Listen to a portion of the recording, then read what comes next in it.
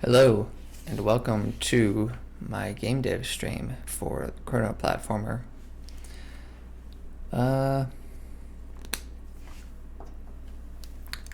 shoot, I forgot to update the Twitch name. I wonder if that will update in real time if I do it now.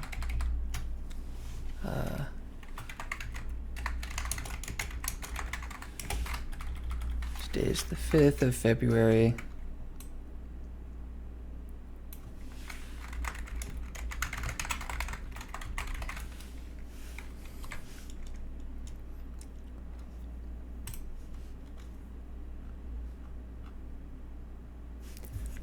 But if I go onto the Twitch app, I can see if that updated.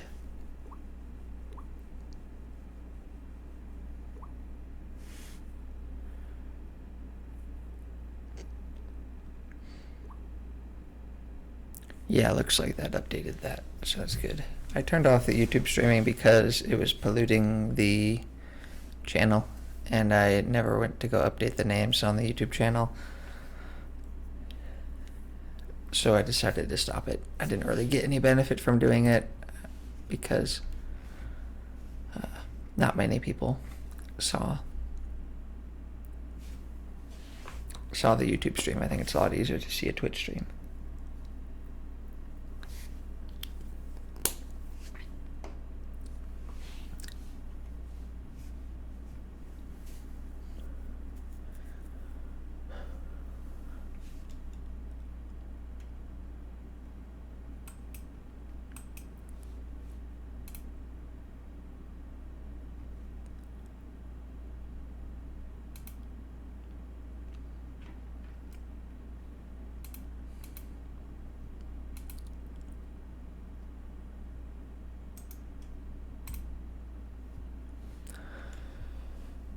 Okay,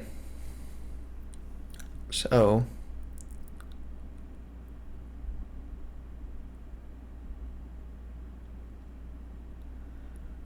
what I would like to do is get the player to jump. So let me drop the character into the world here, and then go to scripts, gameplay.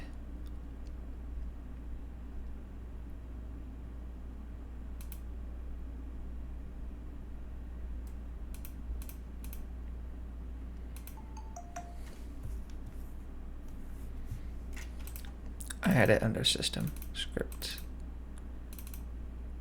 input mapping.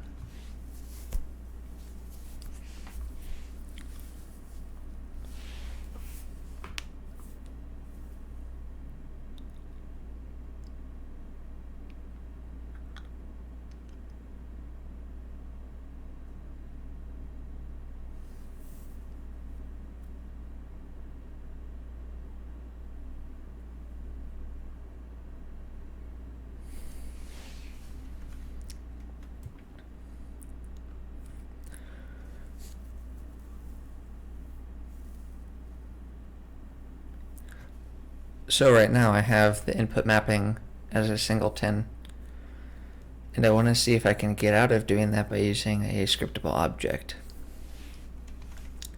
And so the scriptable object will be the data that is shared between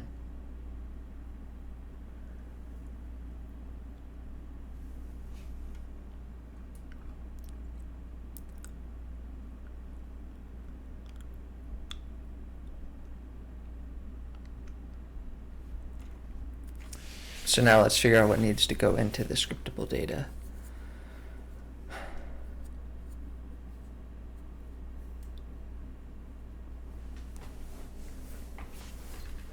I plan on making the jump an event, scriptable object event, and then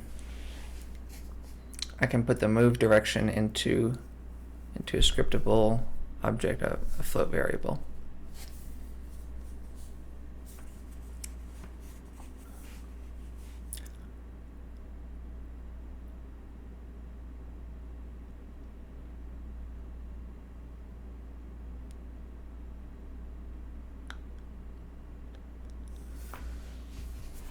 So what does this class do?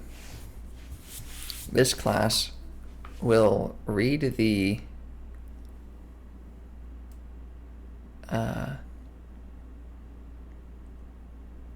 it'll read the control mapping, which says, okay, what buttons are connected to the jump, to the move axis, etc. Because that can be remapped.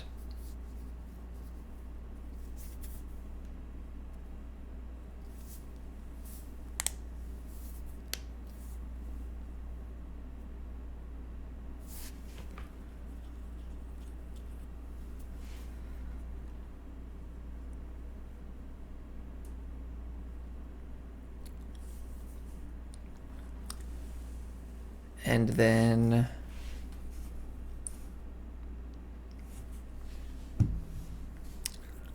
so it reads that control mapping, and then it outputs if certain player actions are taking place.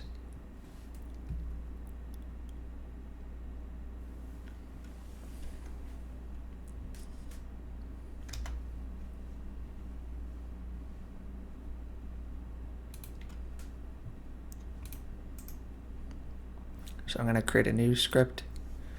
This script is going to be called player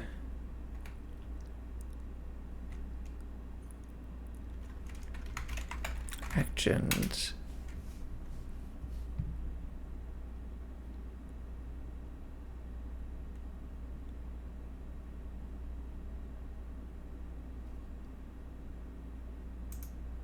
Or maybe, sorry, I'm thinking through this.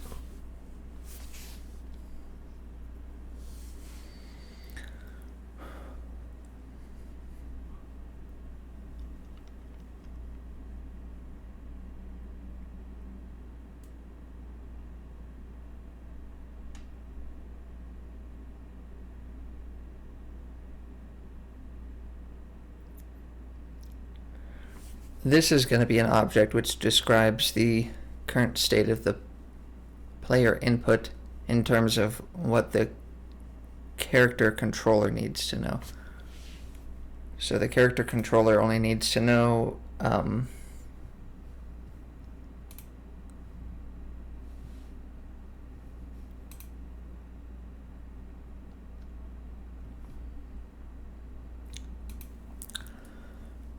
whether you're moving left or right, or if you're jumping, it doesn't need to know how those are mapped to a keyboard or a controller or whatever else.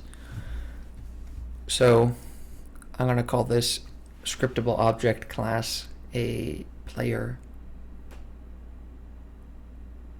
actions.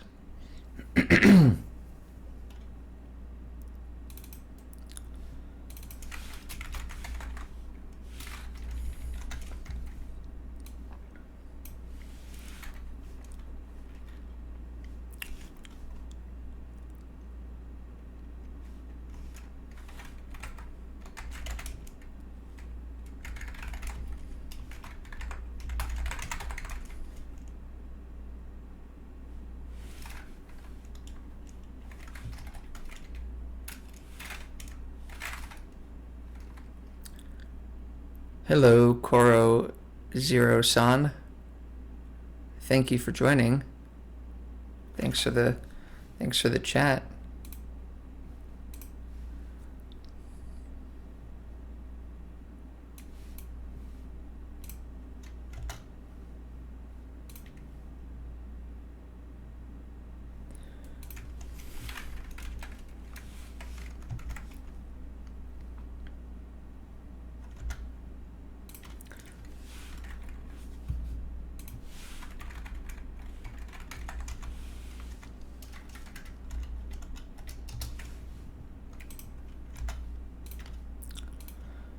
What kind of game am I making? That's a good question. I should probably I wrote a little tagline somewhere. I should probably put that into my Twitch details or about me or whatever, but ChronoPlatformer is the working name for my project. I don't have a final name yet, but the game is a puzzle platformer where you're in this Groundhog Day type situation where the day keeps repeating and you have to go to the dungeons and fight all the bosses in time. But it's really hard to do that because of the time limit. So you have to unlock upgrades that help you shortcut them. Once you master a dungeon, you can get a shortcut to go back through that dungeon.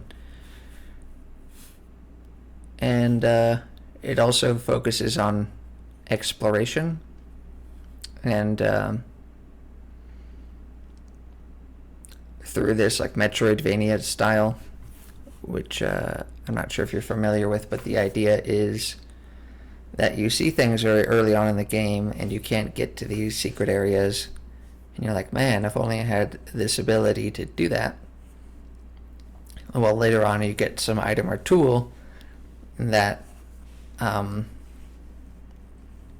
lets you go back into that area, and so it rewards you for paying attention to things that you might not be able to get into yet, and then remembering and coming back later and being creative enough to understand that that tool can be used for more than just the place where it was immediately given. It can be used elsewhere.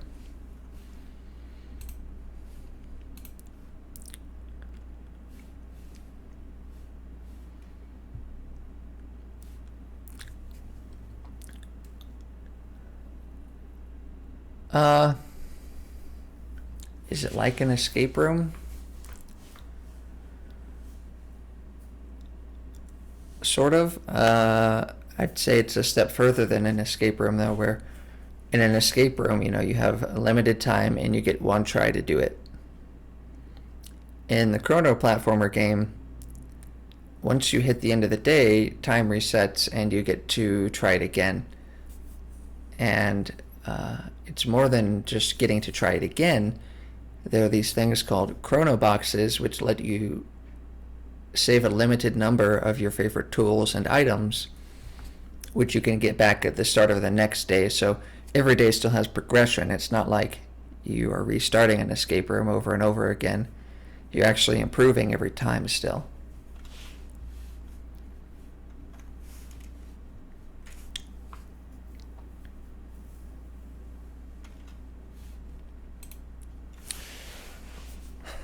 I'm in really early stages right now. I'm trying to get the character controller to be really nicely tuned and feel really good when you're playing the game. I want movement to be very fluid and natural, and so it's important to nail that in a platformer, even if it's a puzzle platformer and not super combat focused or dexterity focused like a game like Celeste. It's still important to get the character controller right. So you can see I've got placeholder art right now, and I'm just trying to get the movement down pat.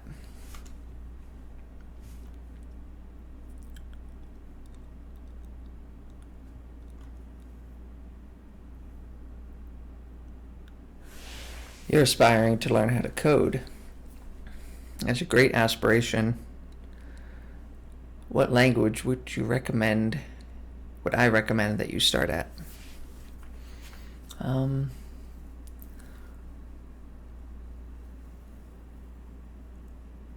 Well, it depends on why you want to learn to code. Are you wanting to learn to code to make games? Are you wanting to learn to code for other reasons, like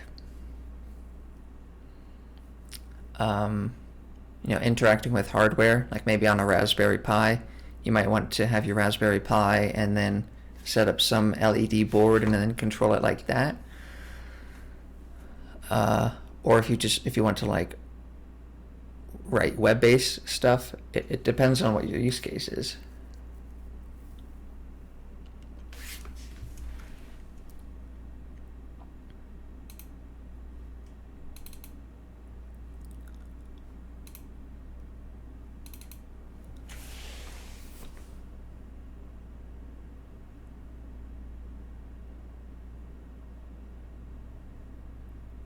Well, you're right. I mean, computers are already all around us. But I have quite developed and experienced thoughts on what place is the right place to start, right? You need to pick some place to start. You can't learn all of them immediately, right? Like Python and Java and C++ and C Sharp and JavaScript, you could learn all of those and it wouldn't do you any harm. But that's intimidating to say, well, I'm going to learn all 5 of these programming languages. It's better to pick one place and start there.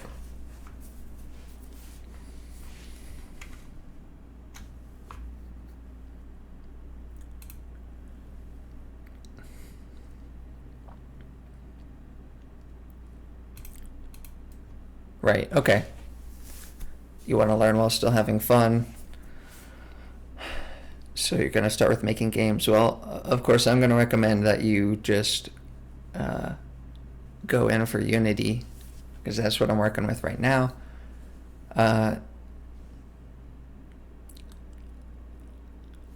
You can write a lot of code for Unity still. Like it's a game, it's its own game engine, but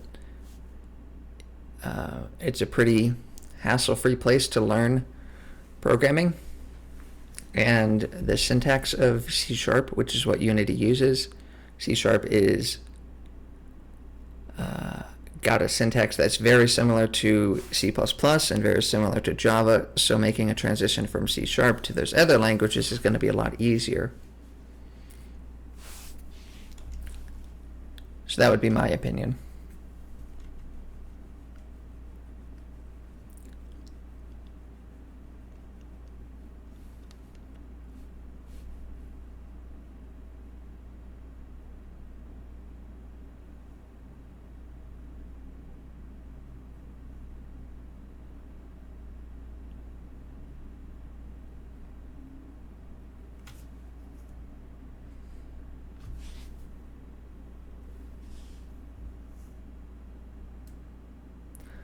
No, it is not C++.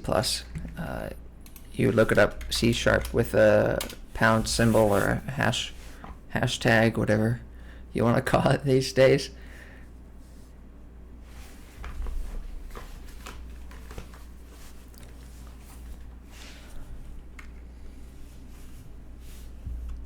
I also see people just try to like C Sharp or CS.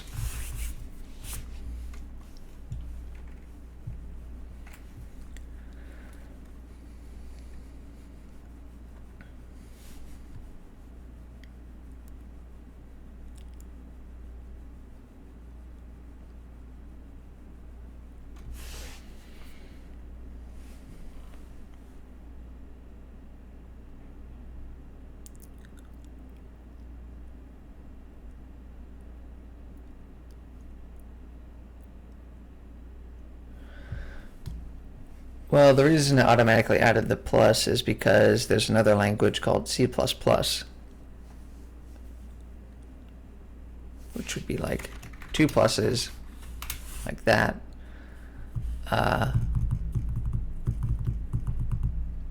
So yeah, it's probably more popular than, well, it's certainly more popular than C Sharp. And if you go down the path of doing Unreal Engine, then Unreal Engine uses C++, but Unreal Engine also has the option to do, I think, JavaScript and Python. Maybe not Python.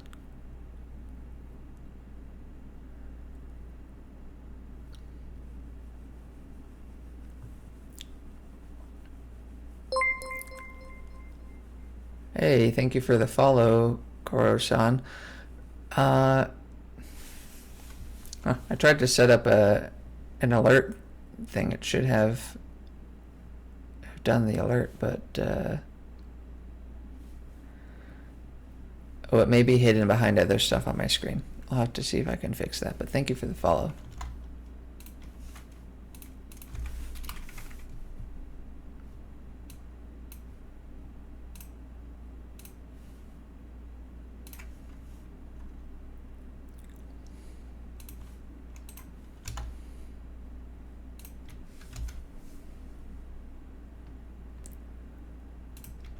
Yeah, I'm glad I could help.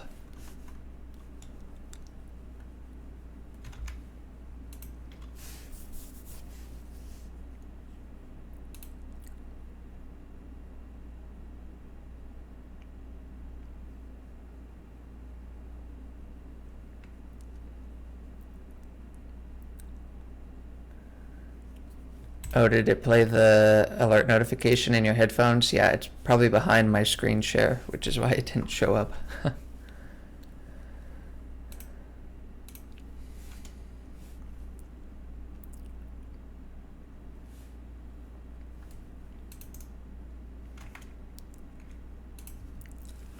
So I'm going to create a new object in my scene, and this is going to be called input system.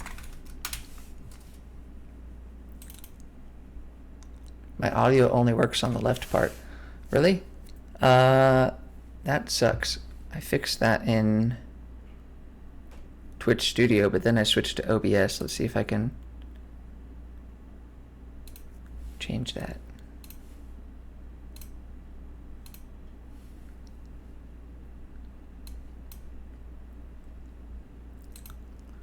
Okay, now can you hear me in both ears?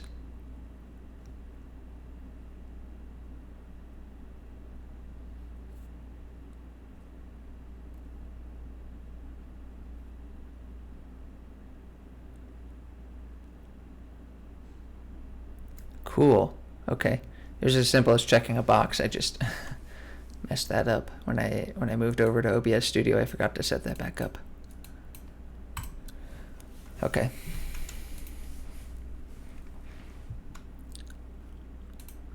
So this input system is going to have my input mapping script on it, which is not going to work right now because it's not a mono behavior, so I got to go fix that.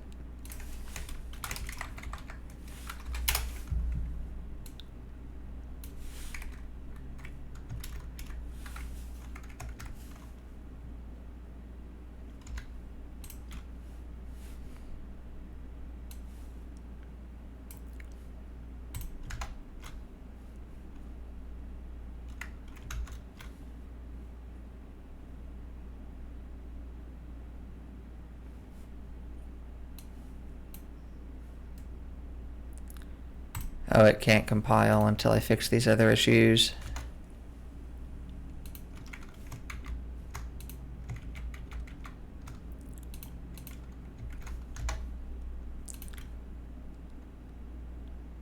Now it's going to complain that I can't have a mono behavior and a constructor probably. Maybe not yet.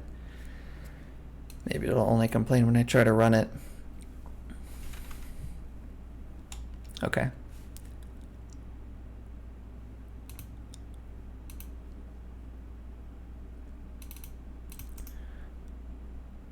So I want to have another scriptable object, and this is going to be my control mapping.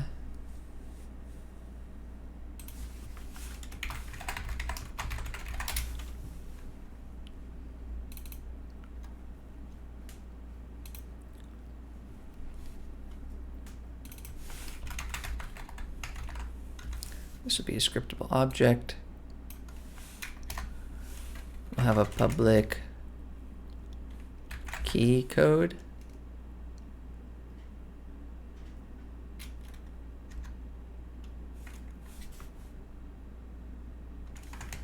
This will be left, move left.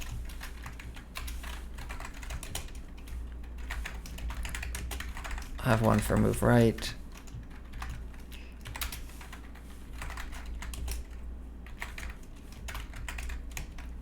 And then I'll have one for jump.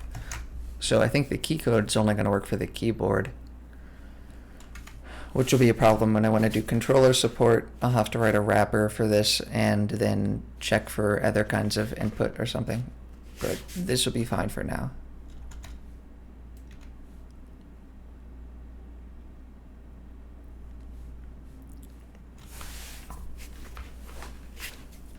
So now my input mapping, this will have a section here for, I'm going to put a comment. I have a section here for input where I have a public control mapping.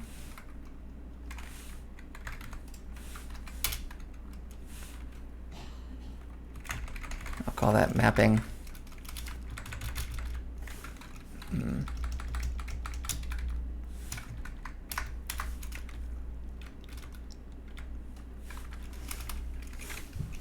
come on.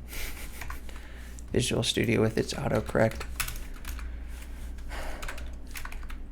And then we've got our output. And this will be the public player actions.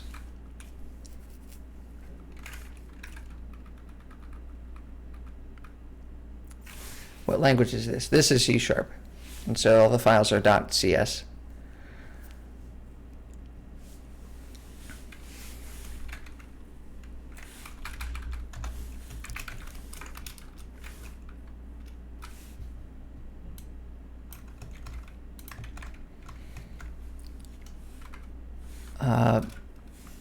But the thing about using C# in Unity is that Unity has so much stuff built on top of C# that it's almost like its own language, where you can go and learn about all of Unity's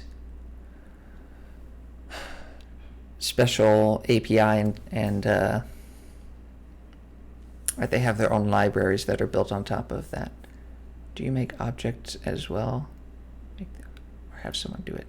I plan to do everything in my game. I plan to do all the music, all the art, all the level design and story writing and all that. Yeah.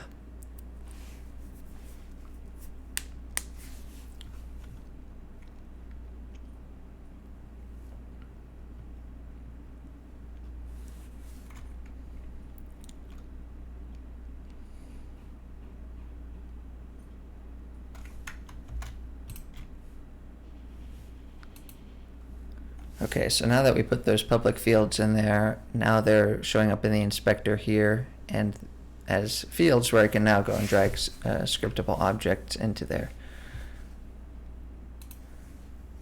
So in my system folder, I'm going to create a new folder called Scriptable Objects.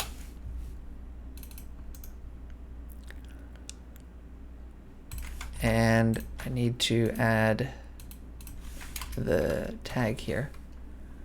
Holy cow, most of those are self-taught. Well, some of them are not yet self-taught.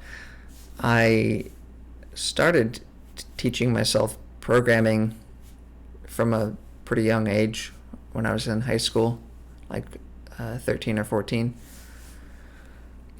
But I've had a lot of formal education in programming since then.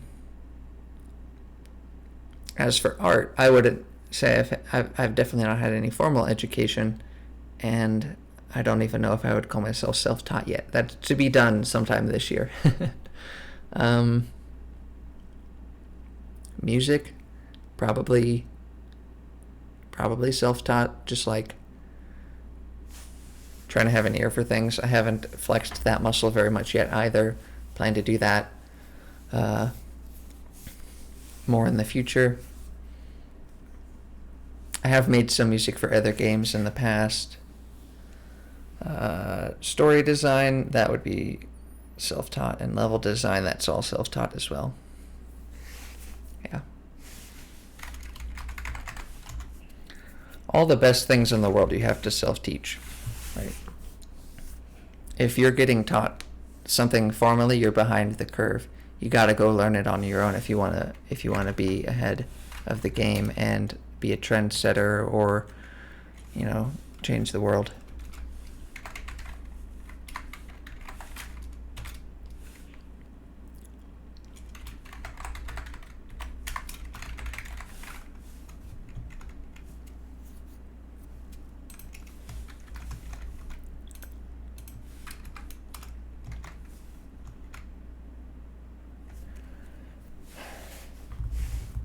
Yeah, I think the opportunities were always there, even before the internet and before computers. It's really about having the drive to just do it. Right, like Shia LaBeouf said, just do it.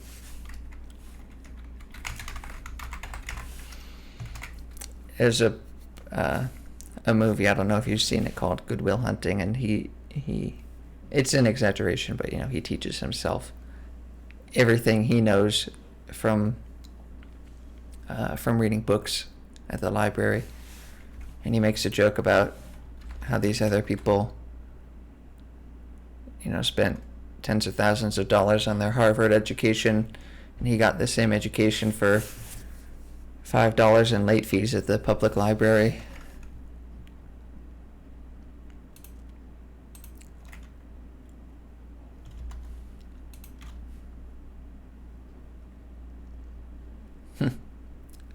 Might as well teach yourself to become a teacher.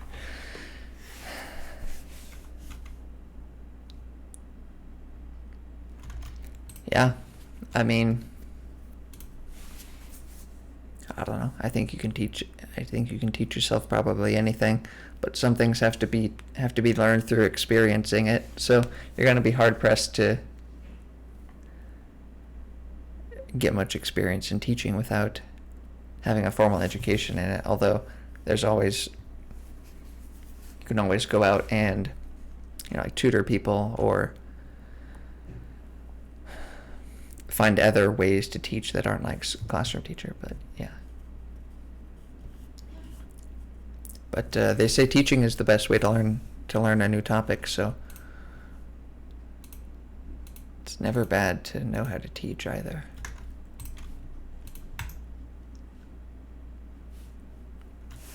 Okay, so I'm going to create a scriptable object for the control mapping, and I'll call this player control mapping. And then it's got these fields over here for the move left, move right, and jump, and I can do this drop-down menu and go and select what button on the keyboard is going to map to that. So for move left, I want it to be A.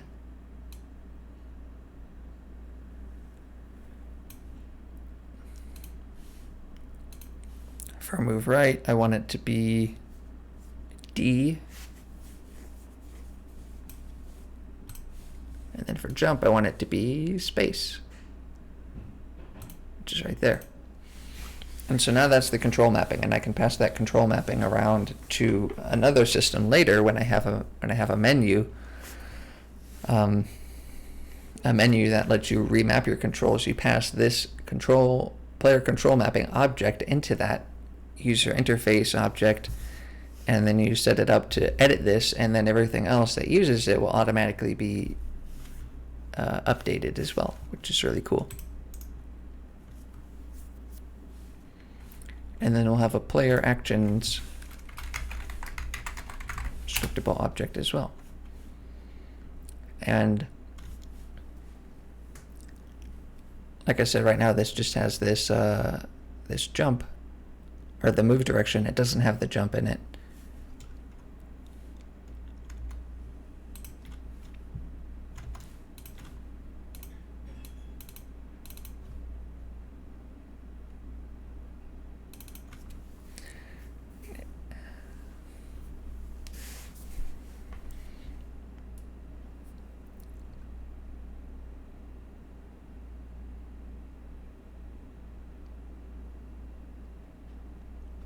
Y to move forward, and V to go backwards. A and L maybe for left and right. Yeah, I guess you could. I don't know why. Yeah, I mean, eventually a player can set it up to be whatever they want, and I also want to have it be able to be mapped to a controller, like an Xbox controller or something like that. You wouldn't need to have foot-long fingers. You just need to have two hands on the keyboard. You'd like have your left hand on the A and the V key, and then you'd have your right hand on the Y and the L key.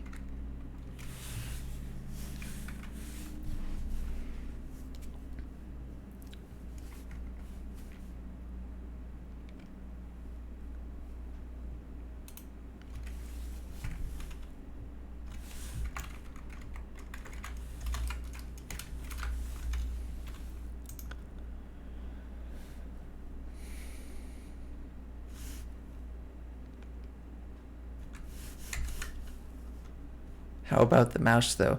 Yeah, I plan to get that set up too, although I don't need it for anything right now. I'll probably have it be like clicking the left button as an attack, I'll probably have the E button be an interact button.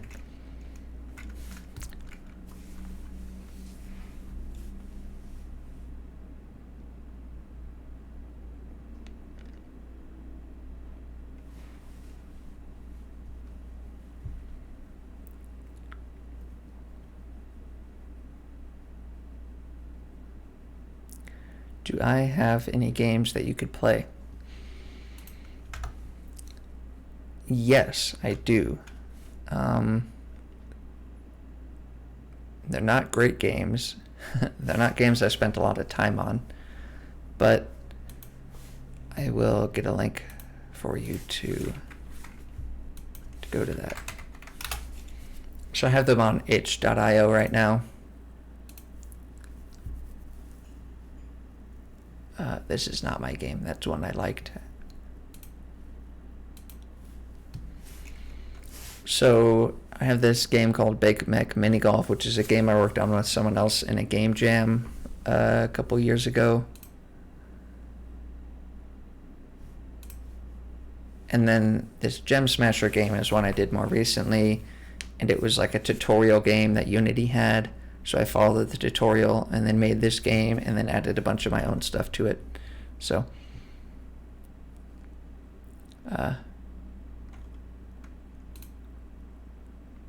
this one you have to download, but I will put a link in the comments to that one. And then Gem Smasher you can play straight from the web browser, so that would be better.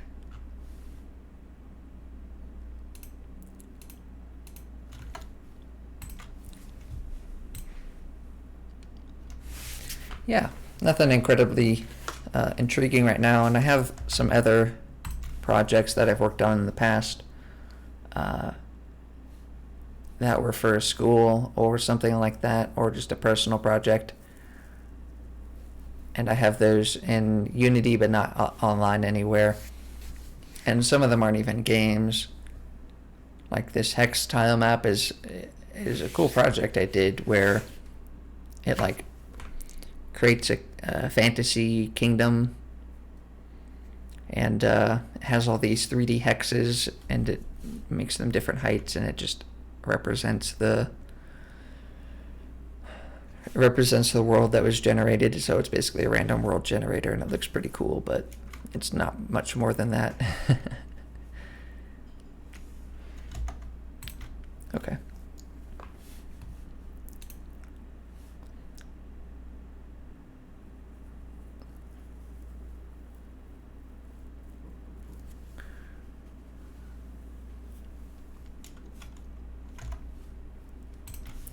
So back in the input mapping as an output, I also want to have a public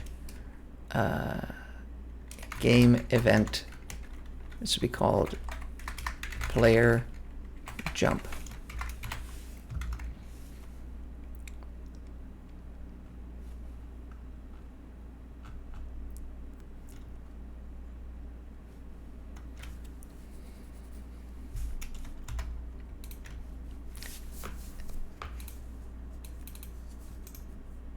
So I'm going to create a new scriptable object game event, and this is going to be called player jump. And then I can drag these into my input system. So I can drag player actions into that one. I can drag player control mapping into that one, and player jump into that one.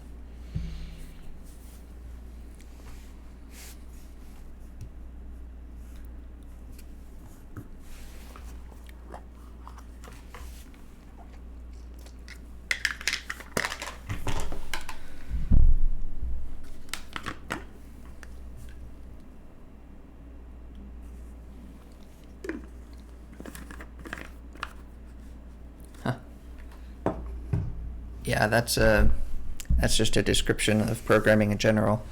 Telling your computer what to do, just more confusing. The benefit is that it does it faster.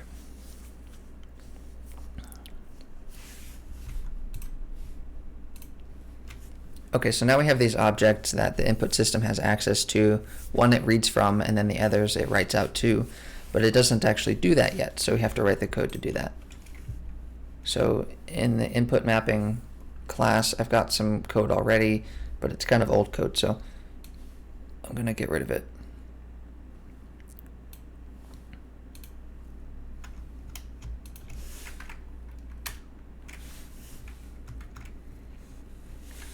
And we're going to add a void update. And this is called every frame of the game, and it's a function that mono behavior defines, and we're overriding it, and then the Unity game engine system will automatically call this every frame.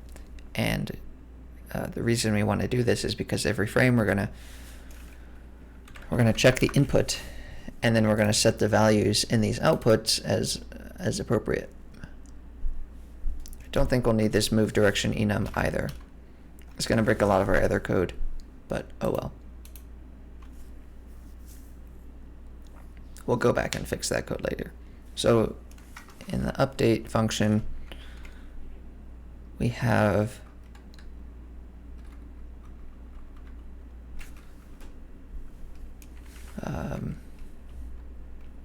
two things to handle right now: movement and jump.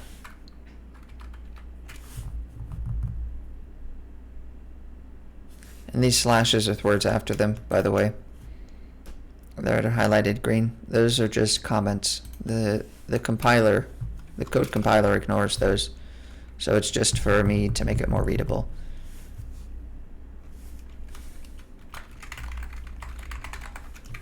So I'm going to call a function called update movement. It's got these red squiggly lines under it because it does not yet exist. So I'm going to go down here and write it. It's going to be private void update movement. And what does update movement do? Well, it checks input. This is the Unity engine input, and we're going to call get key,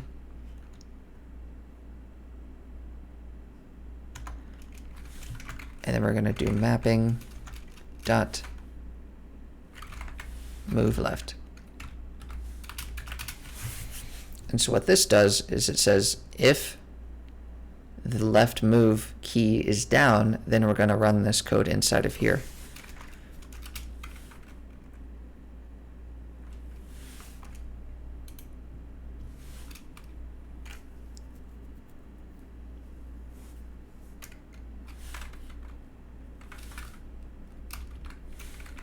I'm going to define some Boolean variables up here. A Boolean is a variable that can either be true or false. I have one called left down and one called right down.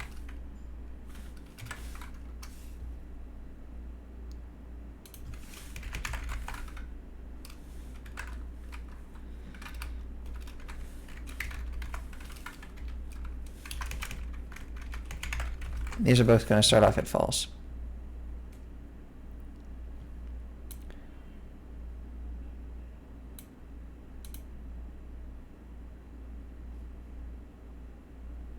True or false is confusing. What's confusing about it?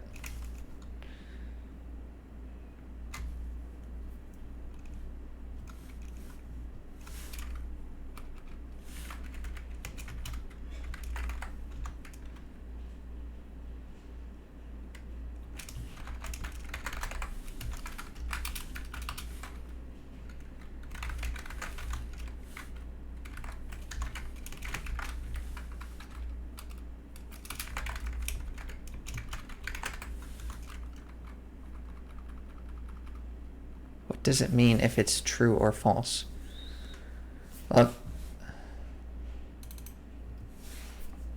So a variable is like a box, right? And you can put something into the box. You can have different kinds of boxes that can hold different things. So I can have one kind of variable, which is an integer, which means that that box can only hold whole numbers like 0 or 1 or -5. It can't hold fractional numbers like 1.25 or 0.0342, just random numbers, right? It can't hold a fractional number. It can have a float, which does allow me to store a fractional number. I can have a bool, which allows me to either store true or false inside the box. And lastly, I can have a string type variable, which allows me to store a word, like a string of characters, into the box. 99.9 would be an example of a float.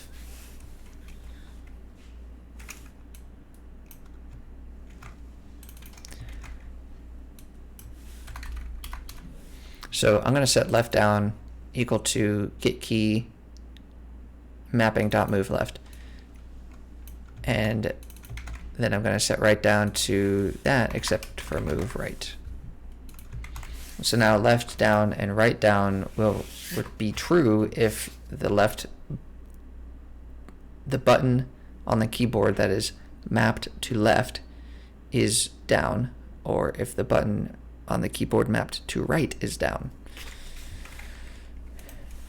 And then we're going to do some logic here. So if they're both down, right, if you're pressing both left and right at the same time, then we're not moving anywhere. So the move direction is 0. If only left is down, then we're going to move to the left,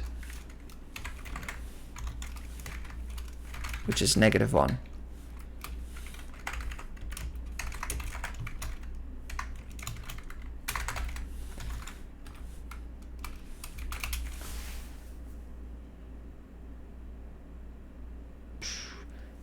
Yeah, you gotta know math if you want to program. Not like a lot of math. You probably don't need to know calculus to do most programming. But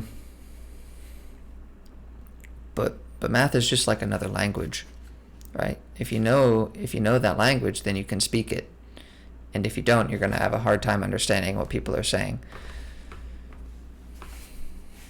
If you want to make games, you got to know math a lot better, and you also have to know physics. You have to know physics, and you have to understand gravity and velocity and those sorts of things.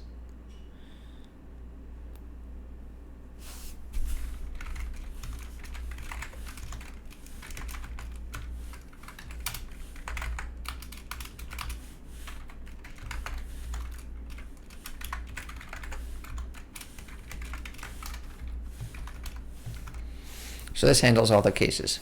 So this handles, they're both down, we move nowhere. If only the left is down, we move left.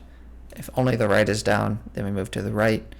And if neither are down, then we're also not moving anywhere. Cool. Now let's do our jump. So we'll write a new function called update jump. Okay, that one's complaining because it also doesn't exist yet. But we'll write it down here. And this one, rather than knowing if it's down or not, we want to know if it's been released. So if I'm playing a game and I press the jump button, I don't want to jump yet. Actually, I want to only jump when I release the button. So it's on that up event.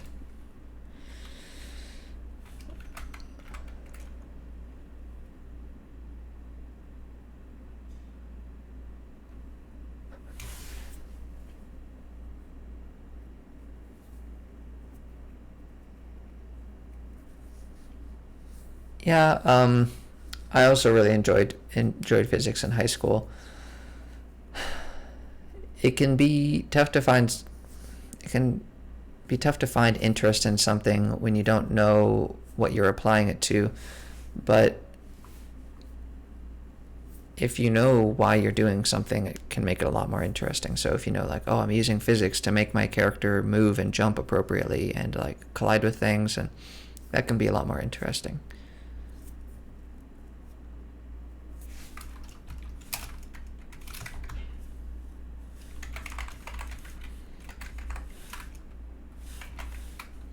So Unity has these other functions, get key down and get key up, which only return true on the frame that transition happens. So get key down only returns true on the frame in which it goes down, and get key up only returns true when it goes up, and that's what we want.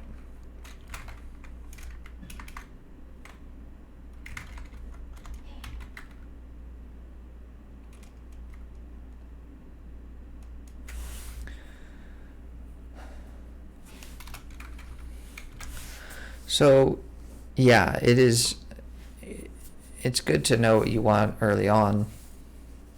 And I think that schools don't really let kids explore the things that they find the most interesting.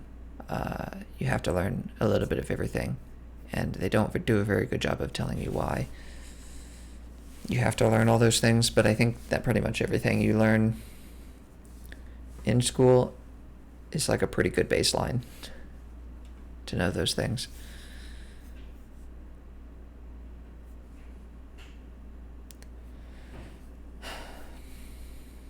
But I think it would be good if your junior or senior year you could focus on something in particular. That was something I struggled with in school, but luckily my school had some of those opportunities. I got to take AP Computer Science, for example. I took that my junior year. That was really cool.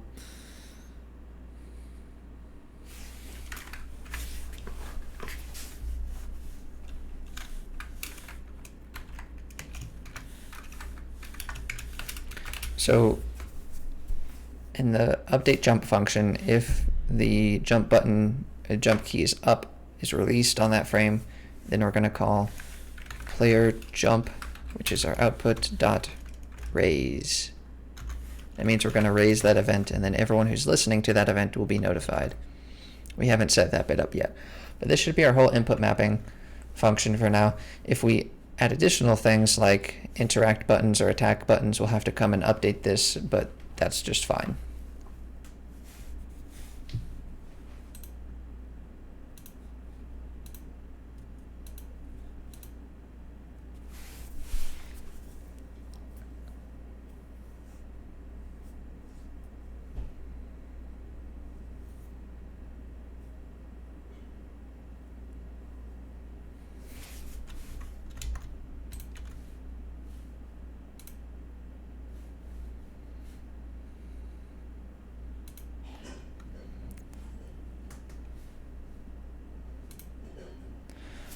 Okay, so there's a few compiler errors that we're gonna have to fix here. So in horizontal movement, which is old code, we have all these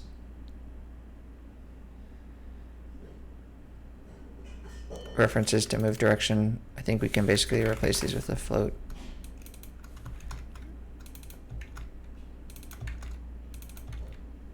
No, not that one.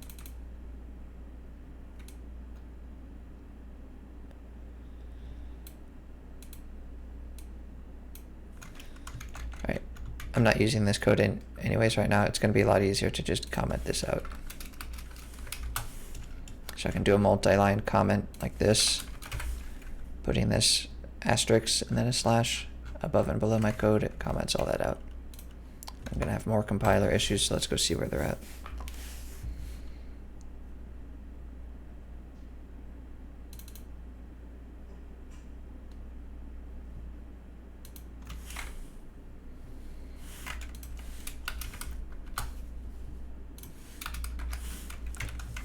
Also not really using this right now.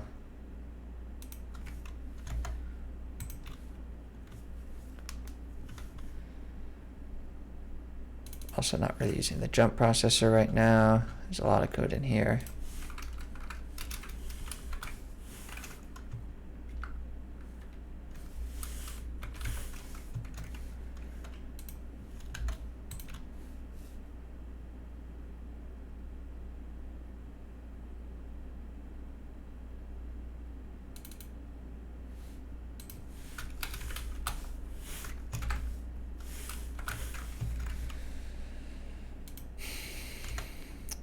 the reason I'm commenting this out rather than just deleting it is because I feel like I may be able to use some of that old code even though I've written new stuff that I think is better. There's some things I haven't redone yet, and I want to keep that around for reference, at least until then. Okay, so this is the code I'm currently using, and we no longer have access to this input mapping get instance because we deleted this singleton. So how do we get our inputs now?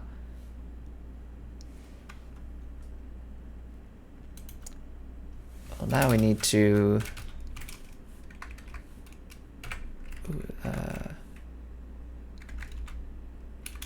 I saw a way to do this.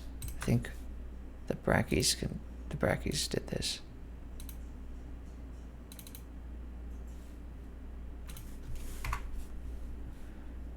He used header events. So that'd be cool to use. But this is like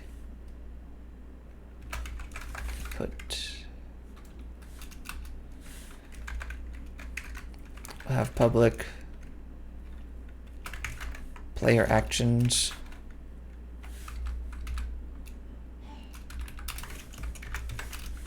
And then public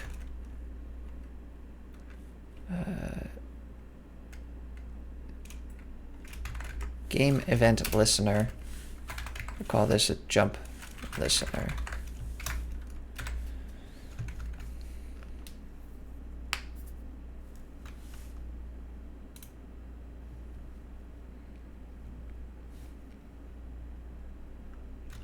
And so now here, we can, instead of doing this business, we can replace that with player actions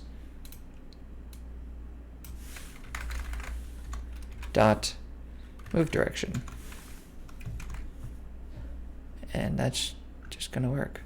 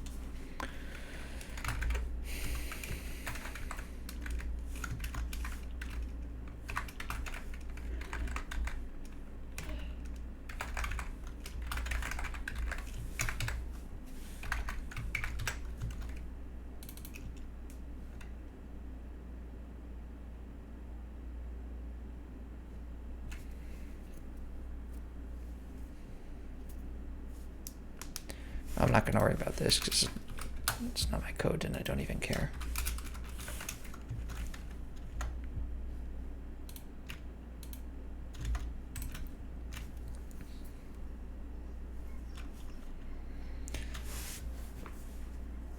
What do the different colored text indicate? Good question. So this kind of, I don't know, teal color, these represent classes. So you can see when you hover over it, it gives you a little snippet of that. So create asset menu is a class, game event is a class, which is the class I'm defining. Scriptable object is a class, list is a class, game event listener is a class, etc. All right, these blue colors, using public, class, private, read-only, new, these guys are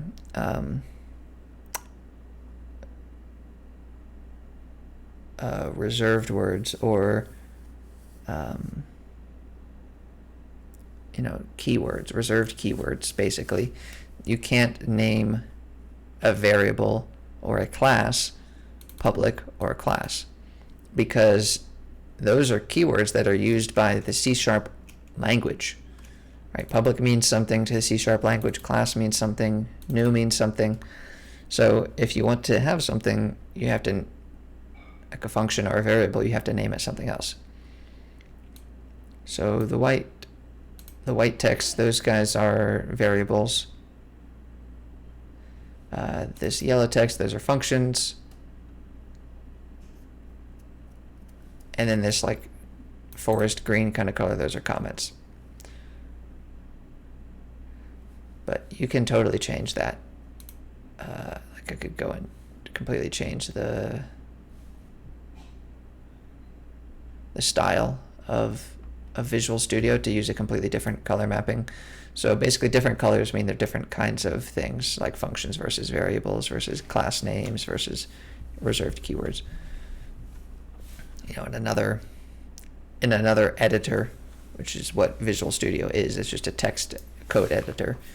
It might have different, it's called syntax highlighting.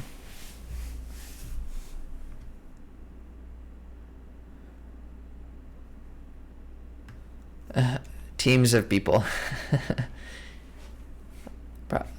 Probably like dozens of people work on the C# standard or the Java standard or C++ standard.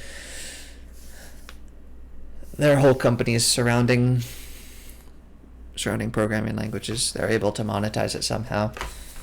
Java is owned by Oracle, which I think is now owned by Google. I don't know. I kind of feel like C# is owned by Microsoft. I'm not sure if that's true. I think it goes C# is owned by .NET, which is owned by Microsoft. C++ might actually be not owned by some commercial company.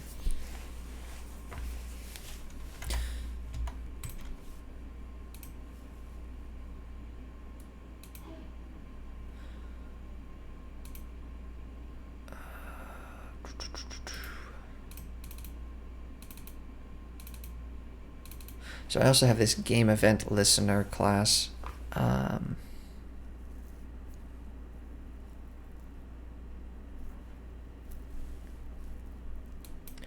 And the game event listener has a reference to the event it's listening to, and then it has a response, which is a Unity event. And yeah.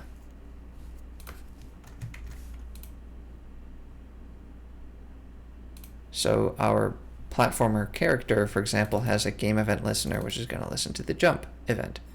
So let's set that up.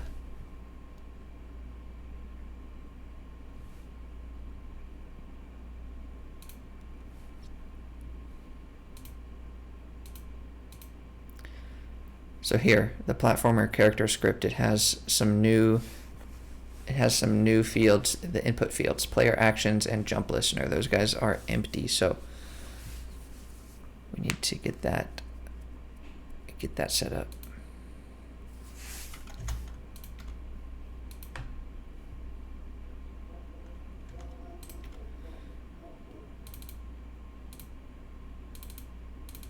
So the game event listener isn't a scriptable object, it's a mono behavior, and that mono behavior needs to go here onto the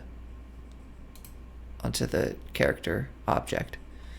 And then we'll drag that into the jump listener thing there.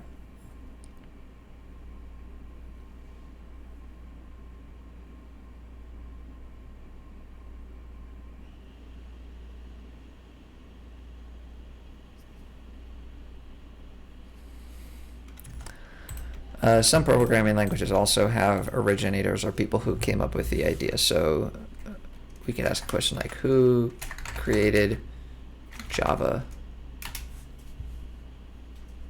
And we can see that the inventor of Java was James Gosling, referred to as Dr. Java.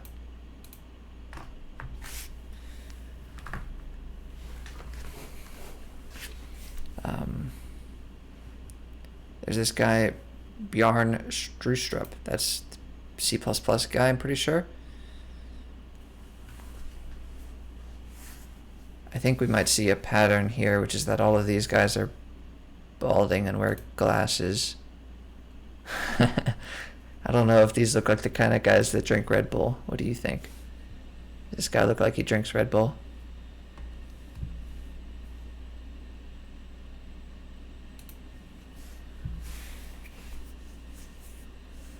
The Gosling. I don't think he's related to Ryan Gosling, if that's what you're considering. Because he's Canadian and Ryan Gosling... Wait, is Ryan Gosling Canadian? He is! Oh my god, they might be related.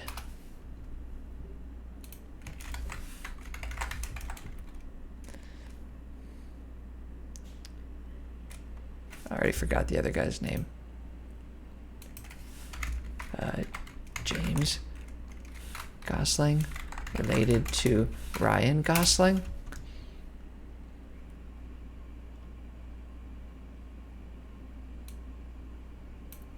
Not actually the father of actor Ryan Gosling, but someone on Twitter says they want to start that rumor.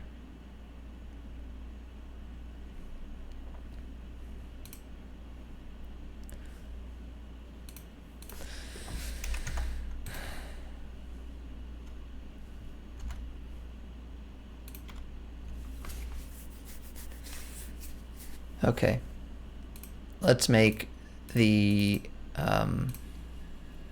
main character listen to what actions are being taken. So we need to drag this player action scriptable object, which is the same object that the input system is using. So because this data is persistent and it's because they're referencing the same object, whenever the input system updates the player actions, the character can access that data and act upon it simultaneously. So you don't need to have either of them know about each other, which is really powerful. And then we want the game event listener to listen to the player jump game event, and then we're going to respond by we need to make a new function in platformer character, which is going to be probably a public function. So I'll put it up at the top because all these other ones are private. So we'll do public void jump response. Okay.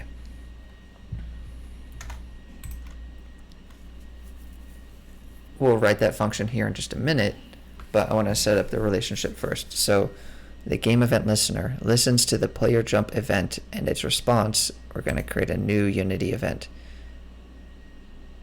Okay. And we're going to select this to do editor and runtime because we'll be able to do something kind of cool here, I think. Maybe not, actually. Anyways, we'll drag this platformer character script, which is the one that we just added the new function to, into this object here.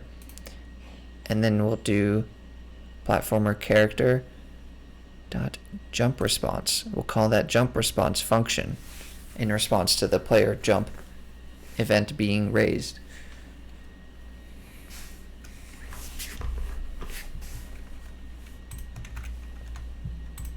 And so now in here we can write our function.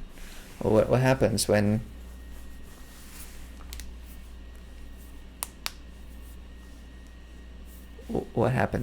the jump event gets called? We're going to jump. So first thing we'll check if kinematic data dot jumps remaining is greater than 0. I wonder why the people always think you're a nerd when doing easy stuff in a computer.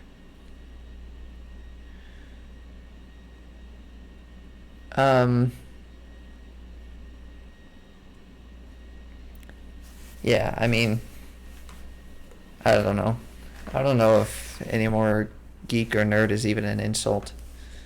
It feels like something that used to be the case, and it's not the case anymore. I think people kind of respect that, but if people are intending it as an insult, it's probably just because, you know, they feel.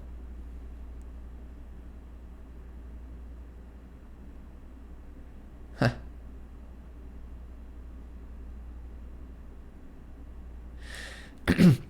I went a step beyond that.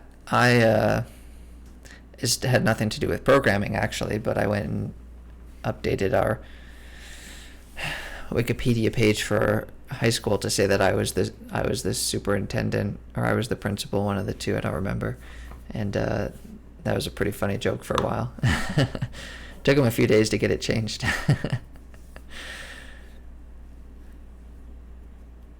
But yeah, people fear people who don't, who know more than, who do know more than them, right? Like, people don't like to be dumb or not understand things. So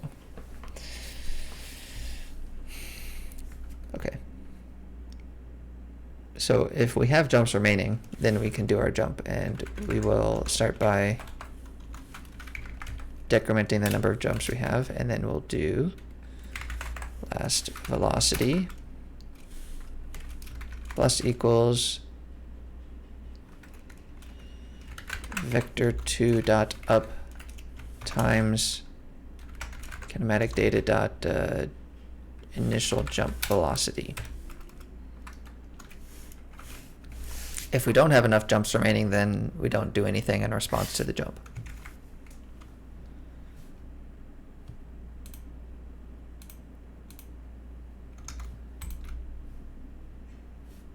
And I think that's everything. I think the player should be able to do a jump now.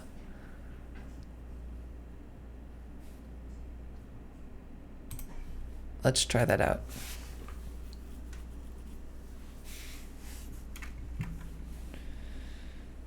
So down here you can see the character, and we can move left and right, and we move up the ramp and stuff. And when I press space, they do a jump. I can even do a double jump.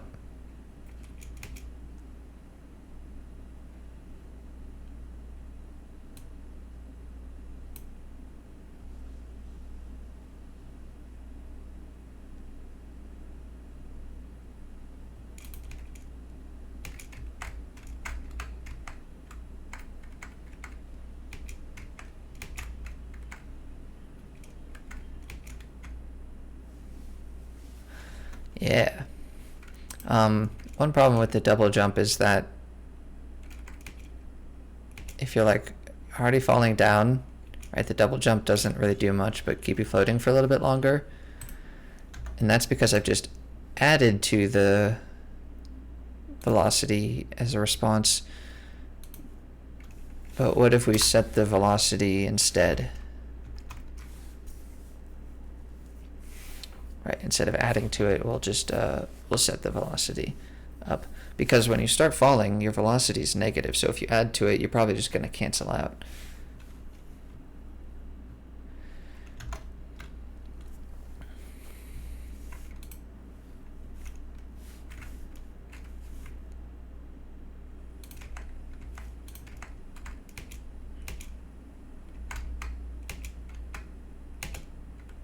All right, see that?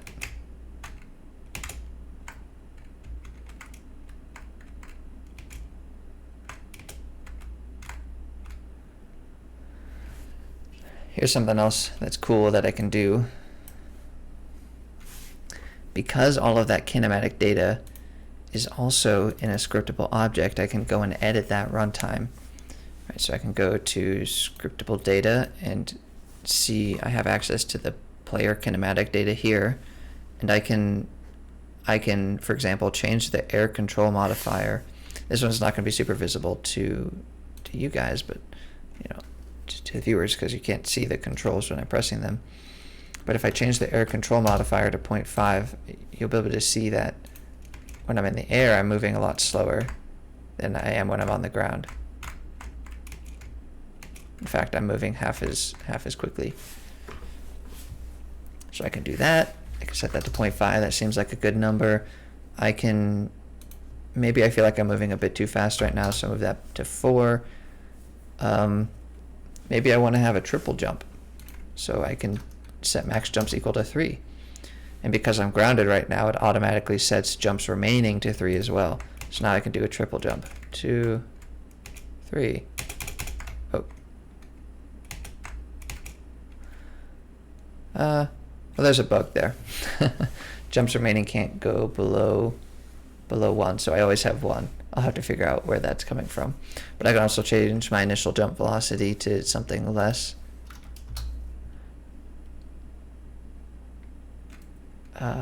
Yeah, I have to do animations for the movements, right? And the player obviously isn't going to look like this. I'm going to do some actual drawing, but I'm working on the core parts of the game first, right? And animations I have to set up some controllers for, but doing the actual art can be done pretty late in the game. So I can change the initial jump velocity to maybe 4. You can see when I jump, I don't go as high. But I can always just keep jumping up. That's funny. I'll have to figure out where that bug is at.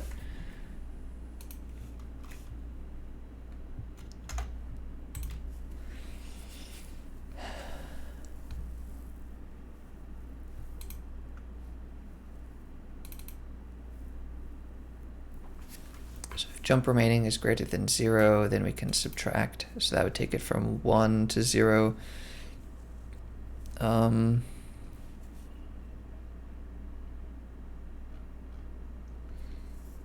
Okay, the bug is here in this unground function. So what we do is whenever we don't detect ground beneath us, I call this unground function.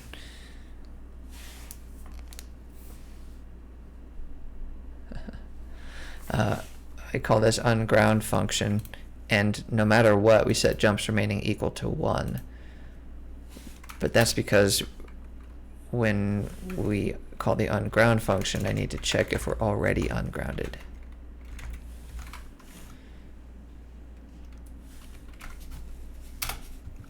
If we're grounded, when I call the unground, then I want to do this. I want to go to ungrounded and then set jumps remaining to 1.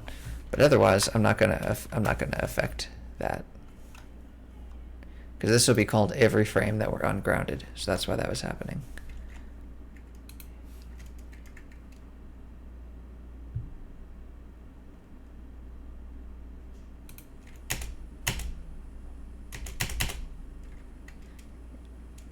So that worked.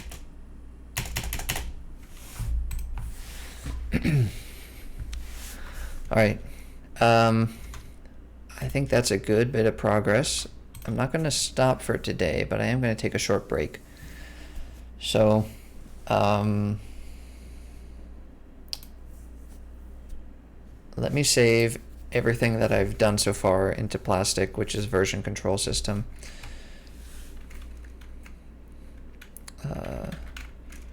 Rework input system to use scriptable objects, more modular. Set up jump event listener, fixed bug with. Well, that's why you use a version control system, right? A version control system will save all your stuff on a remote server. So if my house burns down or my computer dies, right, at least my work from yesterday is saved, and I'm not set back a whole year or something like that, right? But yeah, forgetting to save, it can be really detrimental. It can take the wind out of your sails, and you're just like, yeah.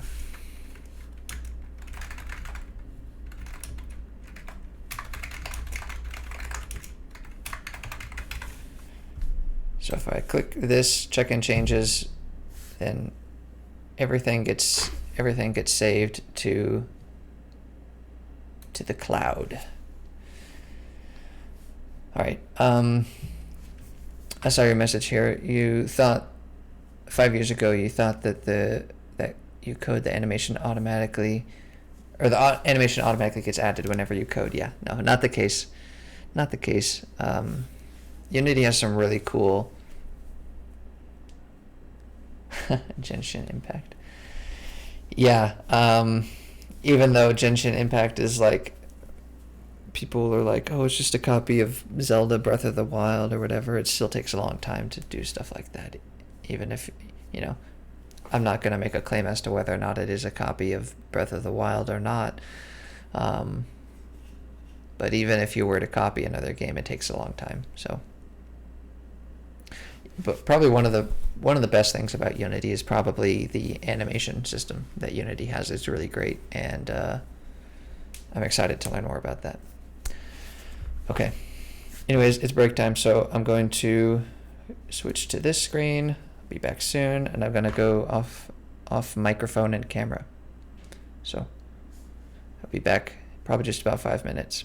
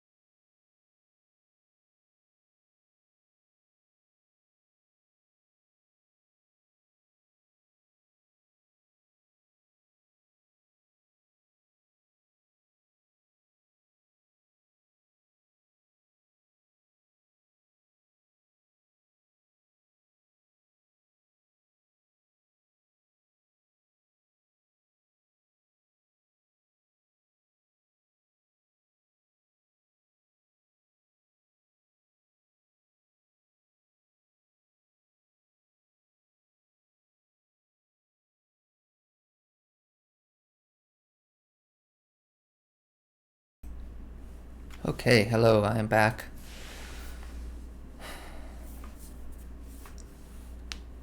I was just having a thought that I should definitely use scriptable objects for colors and color related things. It seems like a really great idea. So I can come up with like theme colors and then use them all over the place. Not really relevant right now because I don't have a lot of colors and stuff, but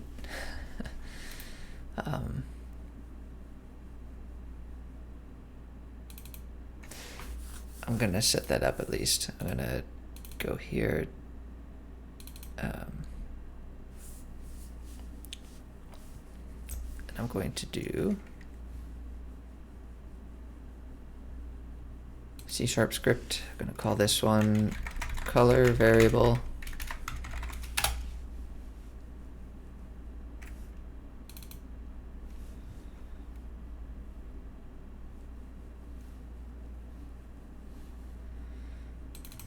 I'm going to make this inherit from a scriptable object.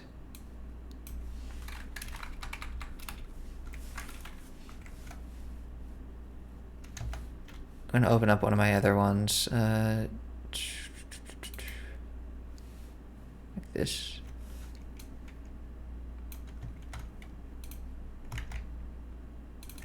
New color, scriptable variables, color variable. This will be in the last spot. And this is just going to have a public color.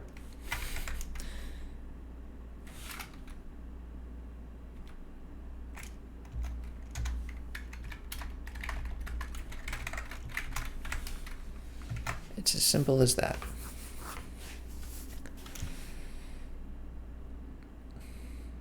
All right, Coruscant, have a nice meal.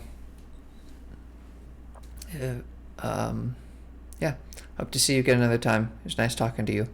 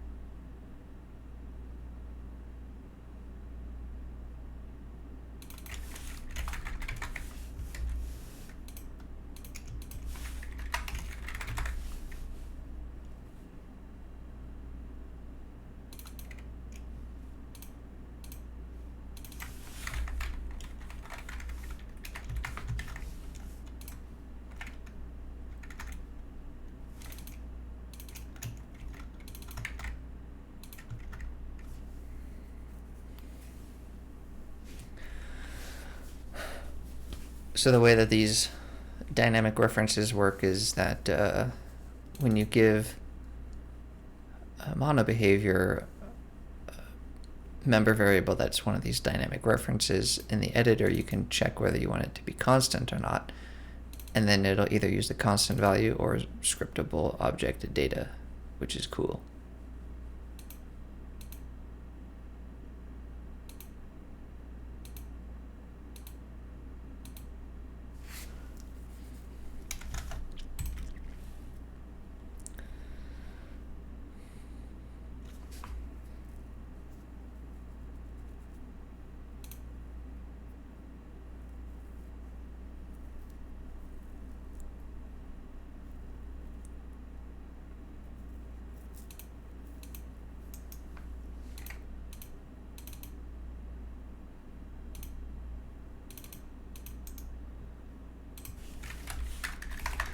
match where I would have gotten my other directory. So I'm going to call this scriptable data. That goes there. So now if I want to make scriptable data, I can do, I do right click, create, go to scriptable variables, and I can click color variable now, and I can call this theme color.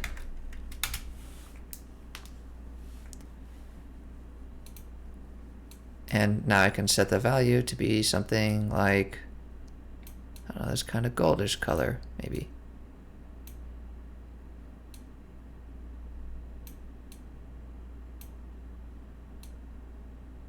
Seems like a good color there. And so now I can use this everywhere, and then anytime I change this value, all this stuff will be updated automatically. I can also do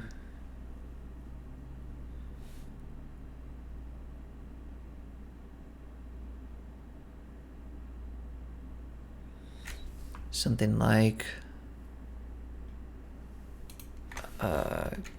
camera background color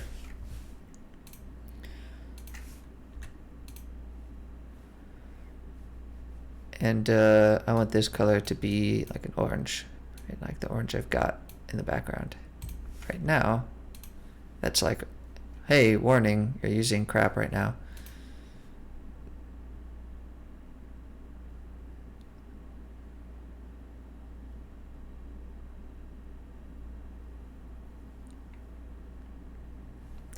Okay, well, I can't rewrite the camera,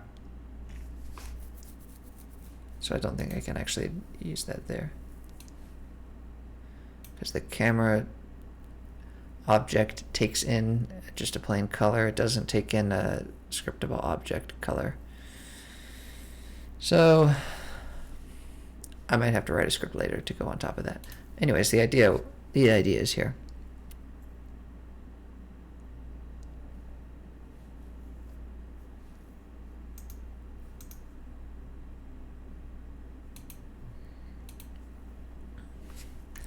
Okay.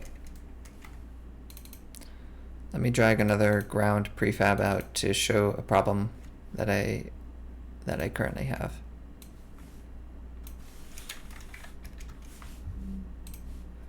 Okay.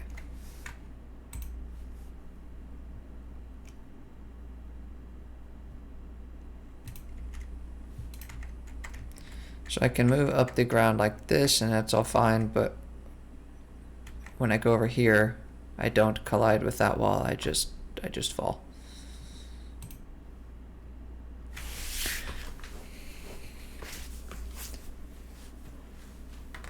And that's because my character is only got this ground point here to use as a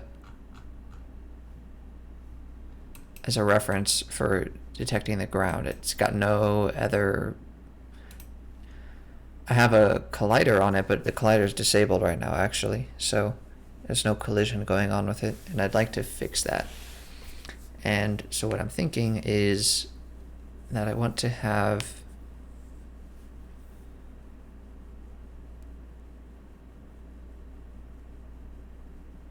colliders at different points.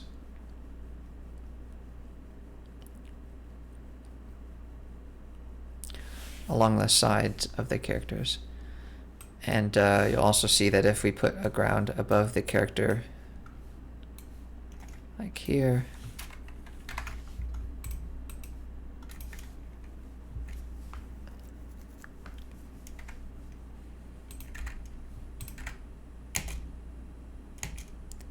it goes up until the feet hit it, and then it bounces back down.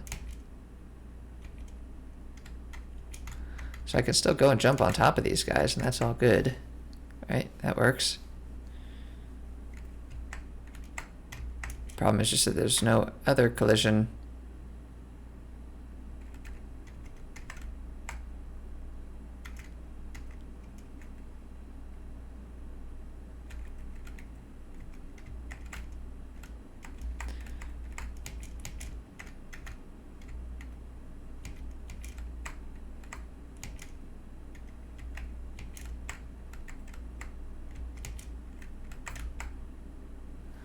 And actually, when we collide at something with the side, it's gonna like slowly float up until it's grounded.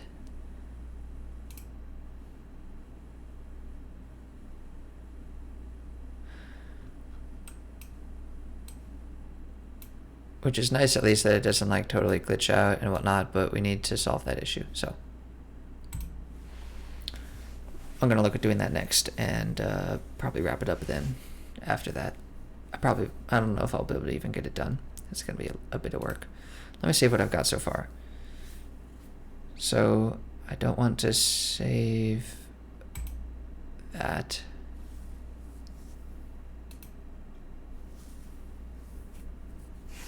Let me save this sandbox, and then I'm also not going to save that, actually. So I'm going to save that I renamed the scriptable data folder, and then I have the new scriptable data for the colors, and then the classes for the scriptable object colors. And I'm going to title this added scriptable object color classes for easy color sharing. Cool.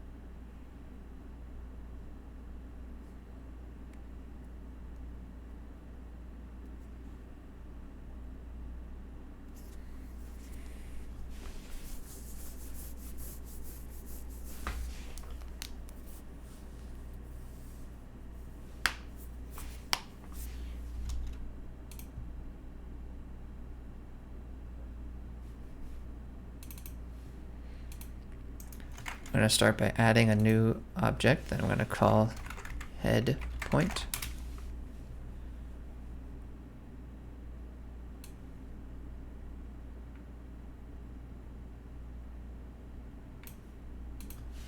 Put it up to 0.5, which is a little bit above our character's head, but that's okay, I think.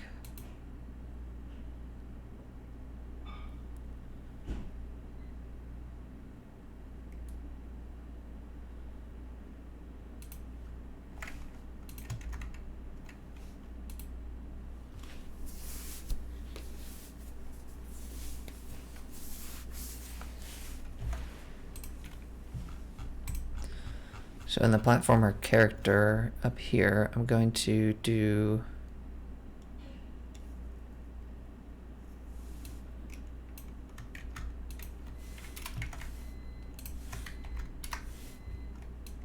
I want that there, I want that there, and I'm going to do a new header.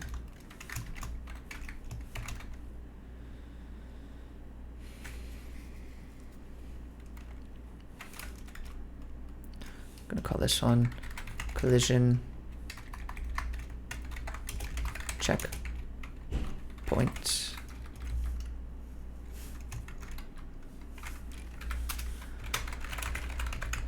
Public transform head check point.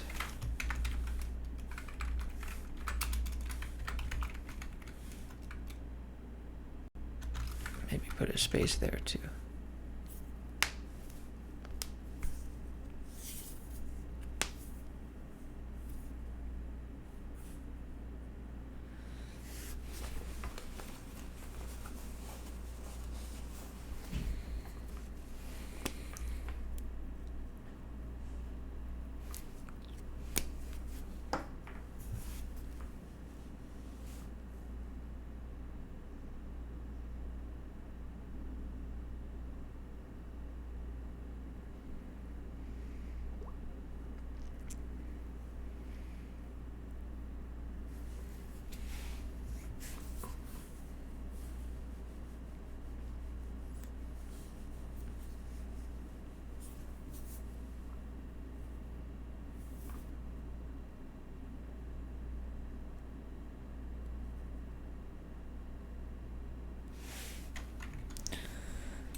And then we want to use the head point in move Y.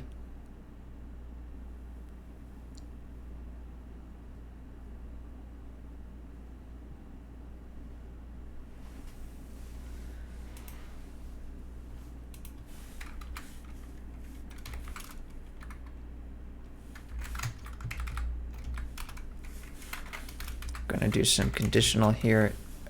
If move, if y velocity is greater than, say, less than or equal to 0,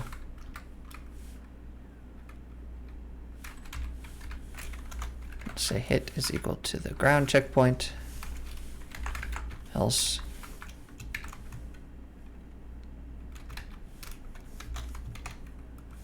we'll use the head checkpoint. So if we're heading down, then we'll use the ground one, otherwise we'll use the head one.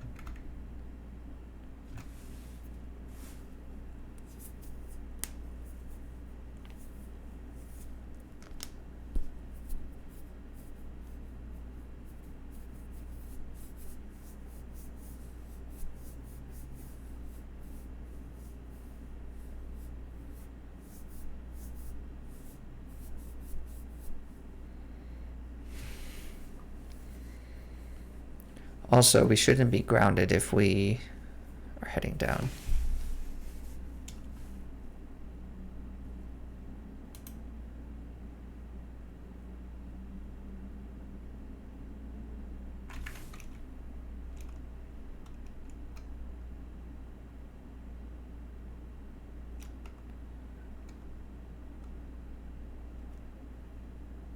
So I'm thinking the conditional needs to be bigger than just using a different point to raycast from?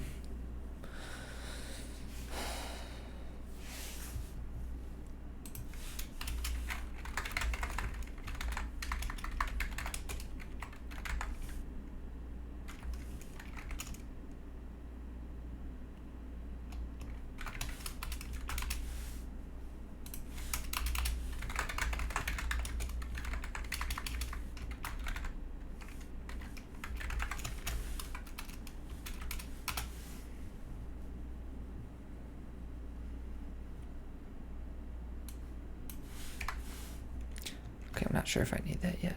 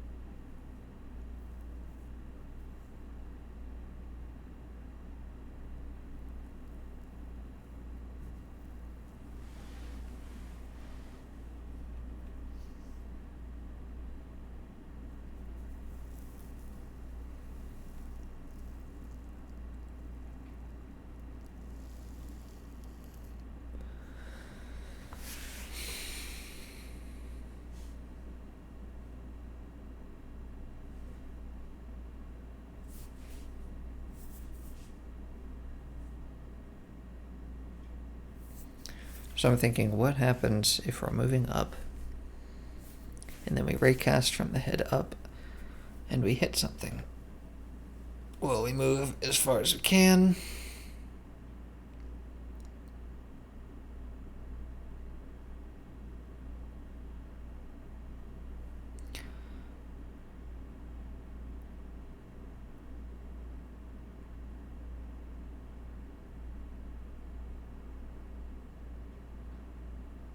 What's the last ground normal? Last ground normal is new vector 2.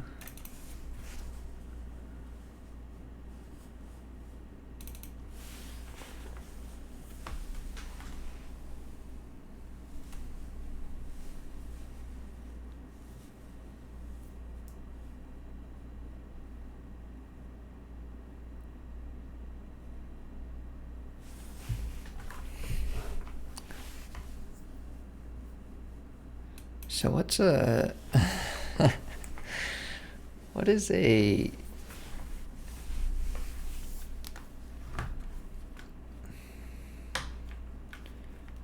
zero zero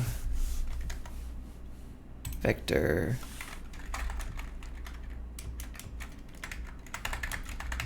normalized?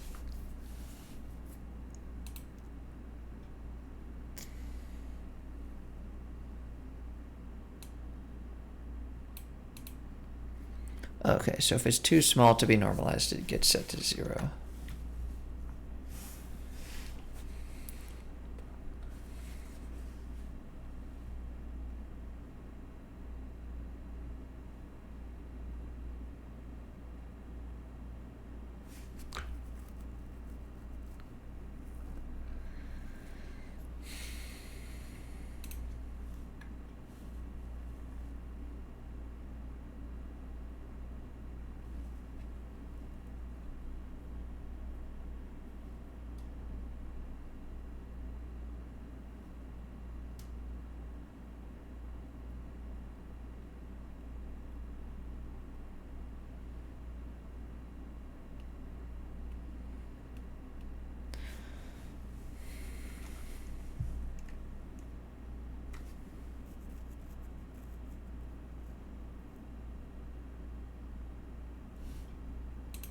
So I think we can still be grounded and moving up, which means that we need to do this a bit differently.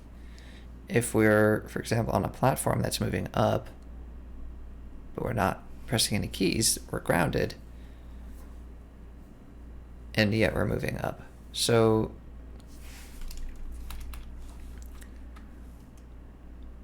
I think the first thing we want to do is check if we're grounded.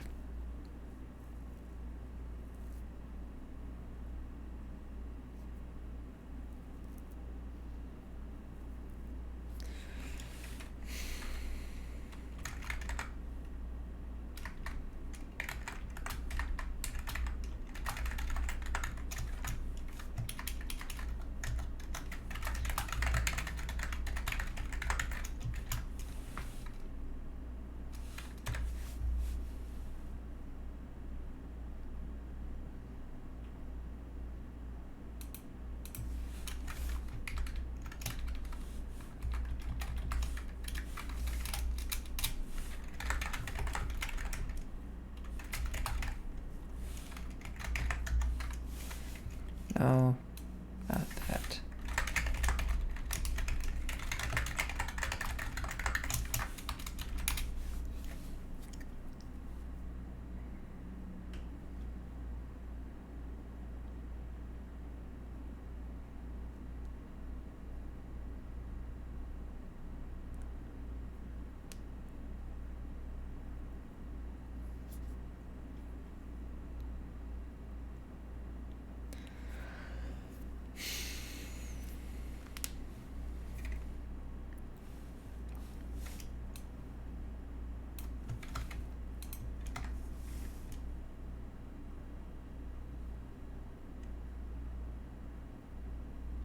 So we're going to raycast from the ground checkpoint in the vector2 dot down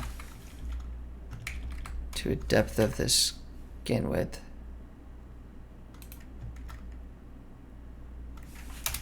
We'll check if hit.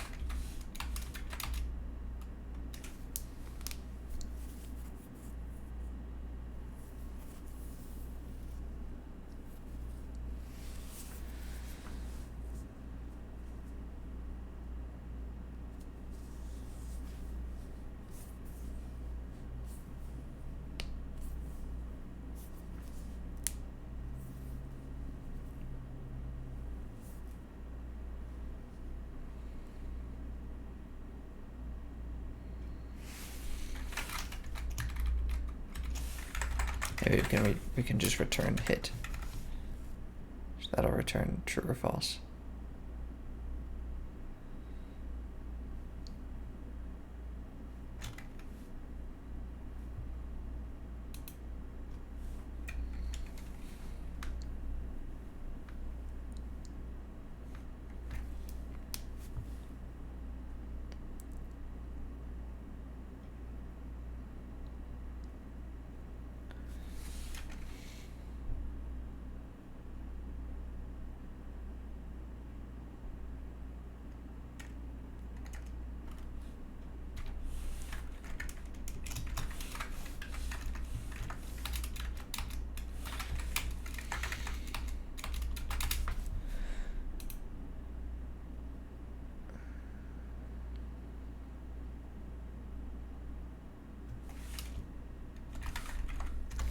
If we're grounded, then we'll call ground.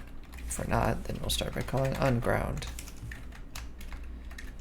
Seems simple enough to start with.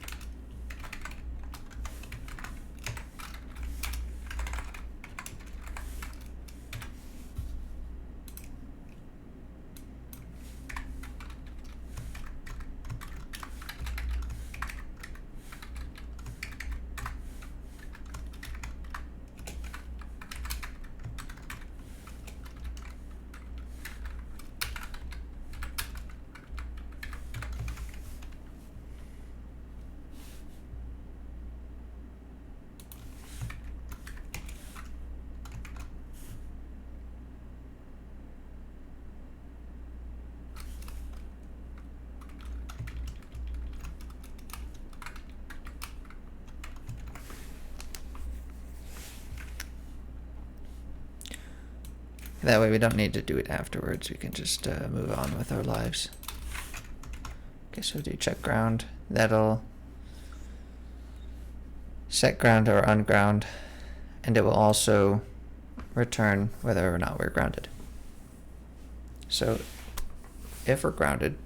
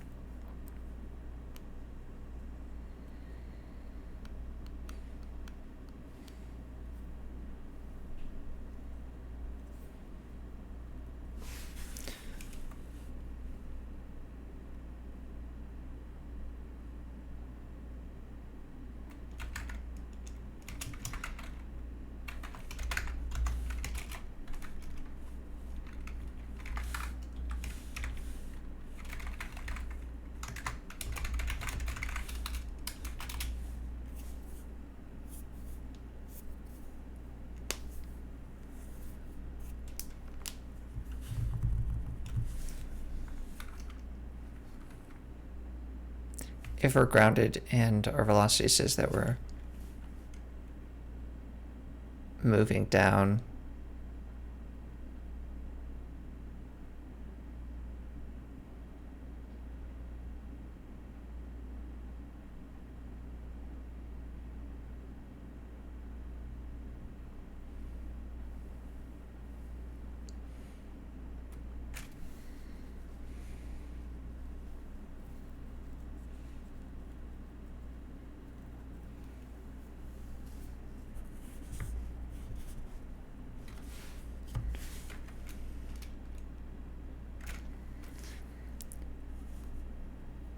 In this case, if we're grounded and our velocity is down,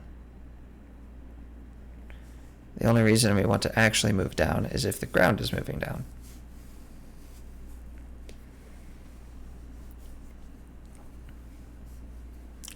So in this case, I'm thinking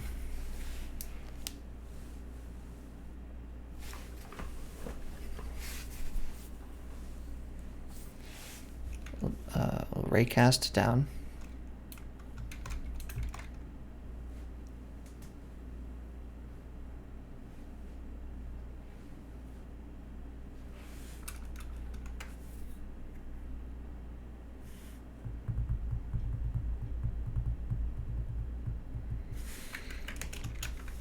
If this point we don't have a hit, now I'm concerned, because before we did check ground and we saw that we did. So at this point I would want to do throw new exception. Could not find ground after check ground returns true.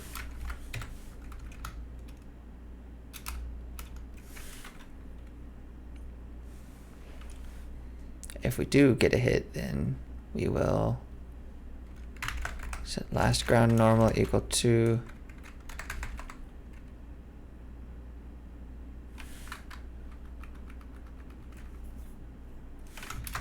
hit.normal hit.rigid body. So if the thing we hit has a rigid body,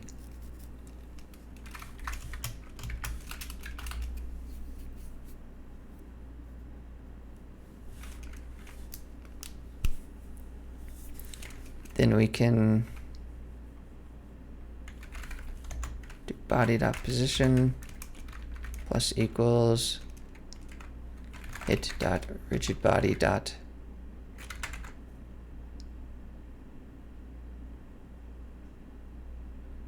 velocity times time dot fixed delta time. So if we're grounded and our velocity is moving down,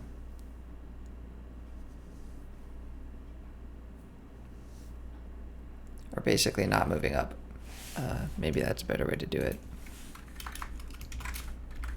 We'll swap these around, moving up, and then have an else here.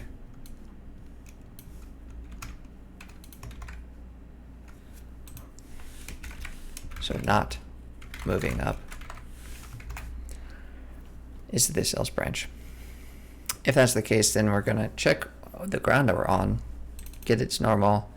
If it has a rigid body, then we're going to basically move according to its velocity. So this would allow us to like stay stuck to a moving platform as we move down.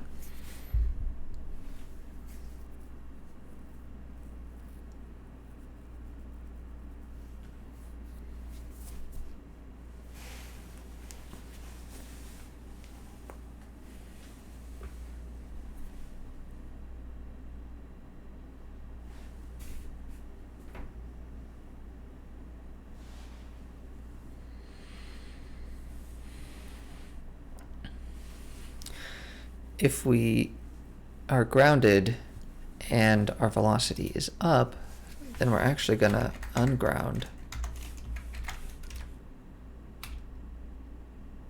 Well, hold on. We got to check first. So this is where we'll do our check for the ceiling.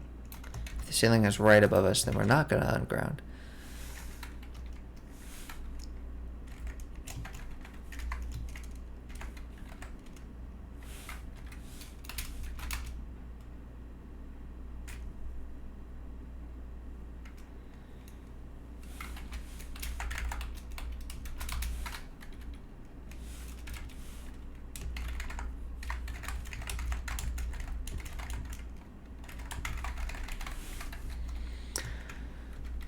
So if we're moving up and we hit something,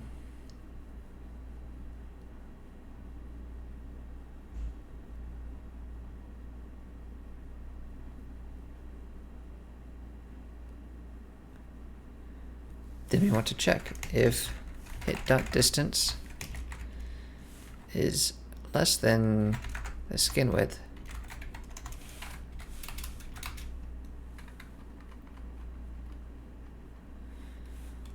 Do nothing.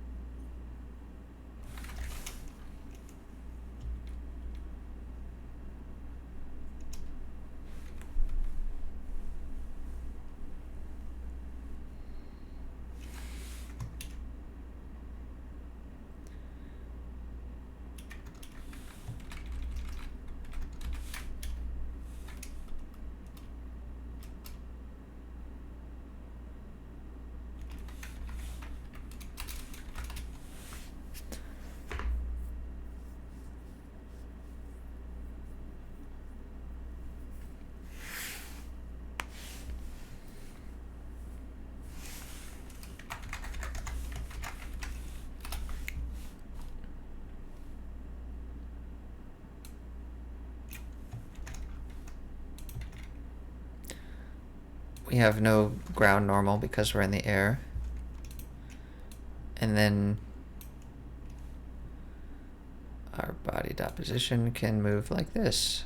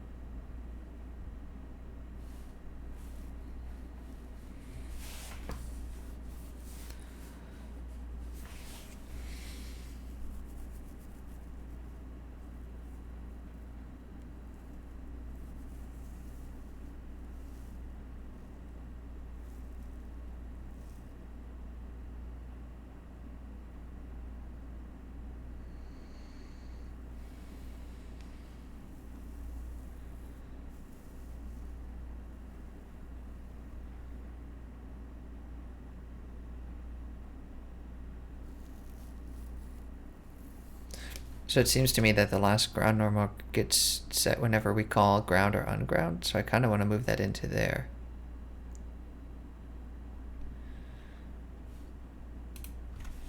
So ground, take in a vector 2, ground, normal, set last ground normal equal to ground normal.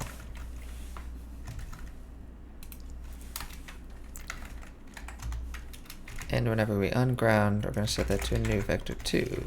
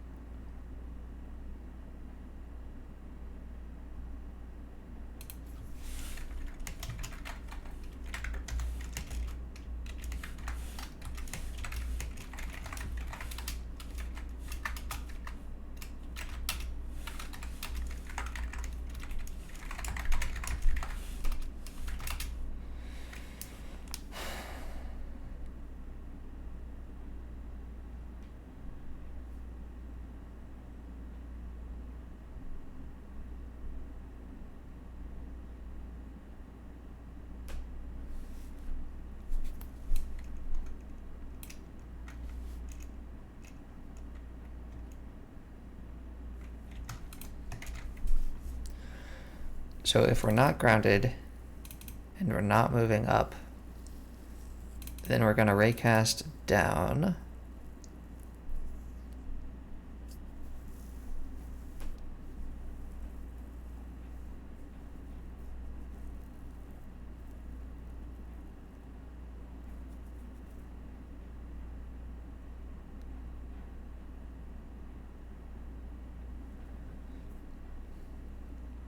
If we hit something,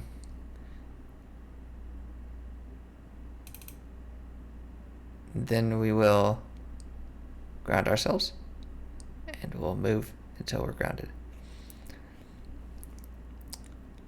If we're not grounded, we're not moving up, and we don't hit anything, then we're gonna... This is an overkill call.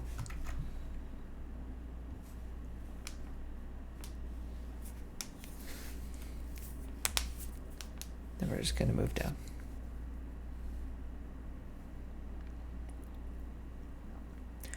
If we're not grounded and we're moving up, then we're going to raycast up.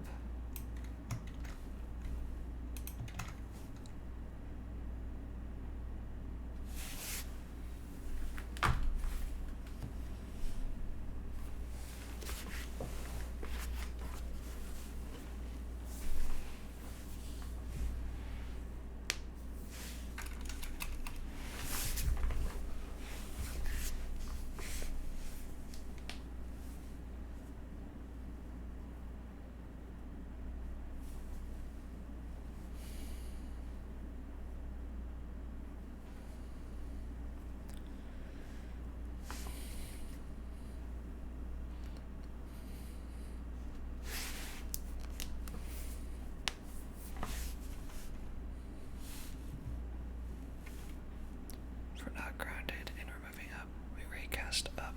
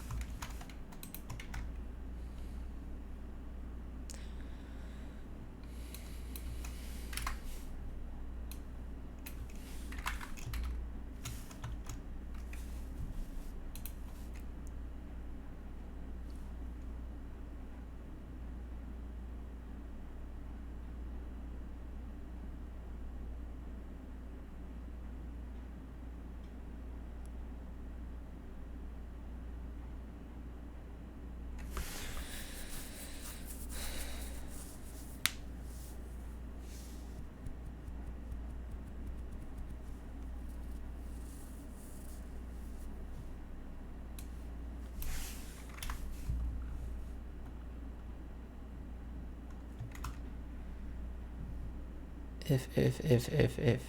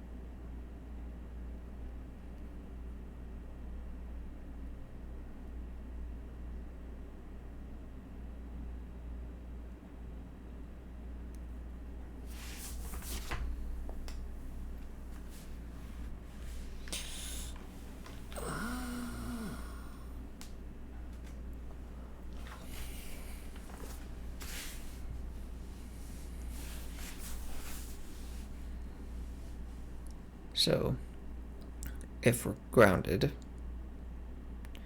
we're not moving up,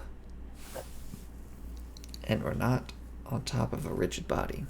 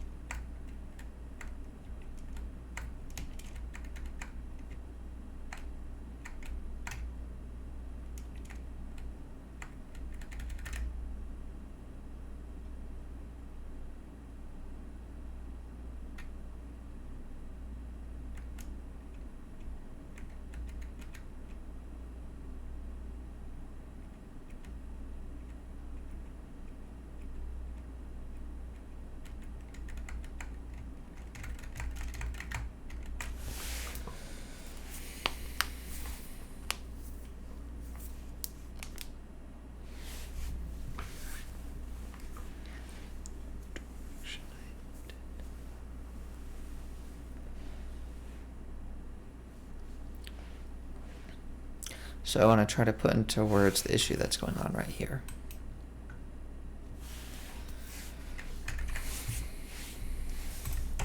So I'm moving to the right. That's what this blue line represents. It represents my anticipated movement.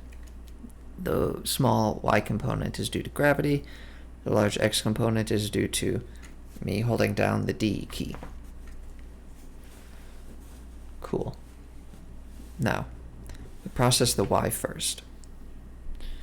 And so when we process the y, we check, are we grounded? The answer is yes, we're grounded.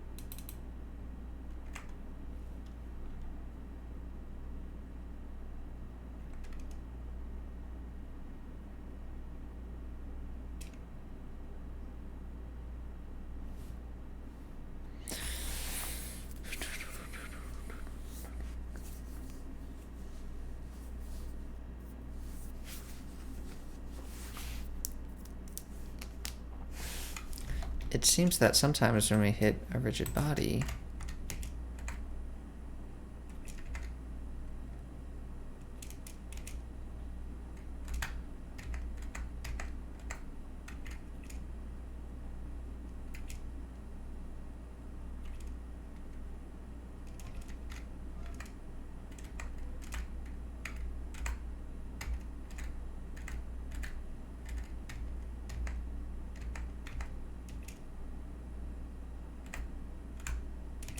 that happened at one point.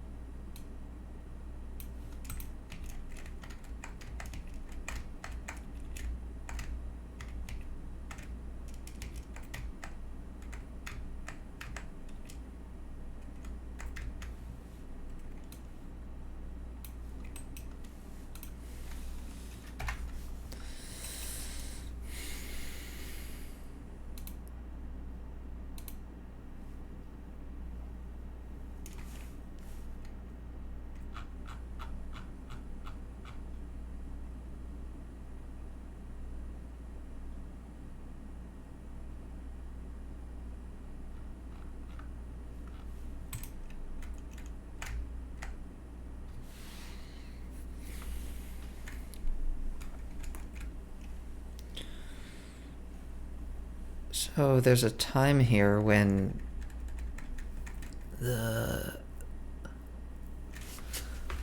ground normal is not correct because, well, I don't fully understand why. See, here's the point, and then I don't know why it doesn't hit the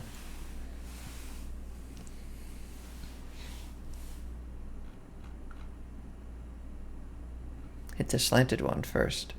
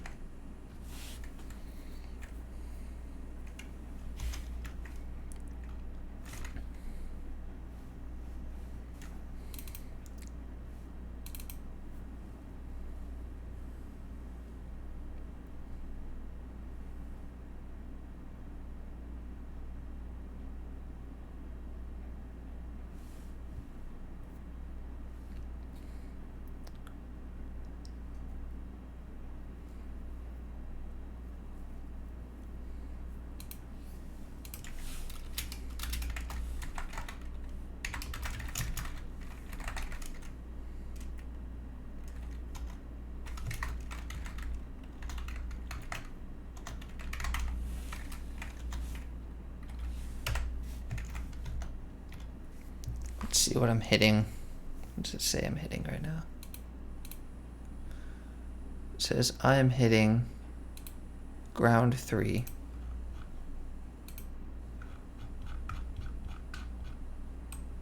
Which is that one.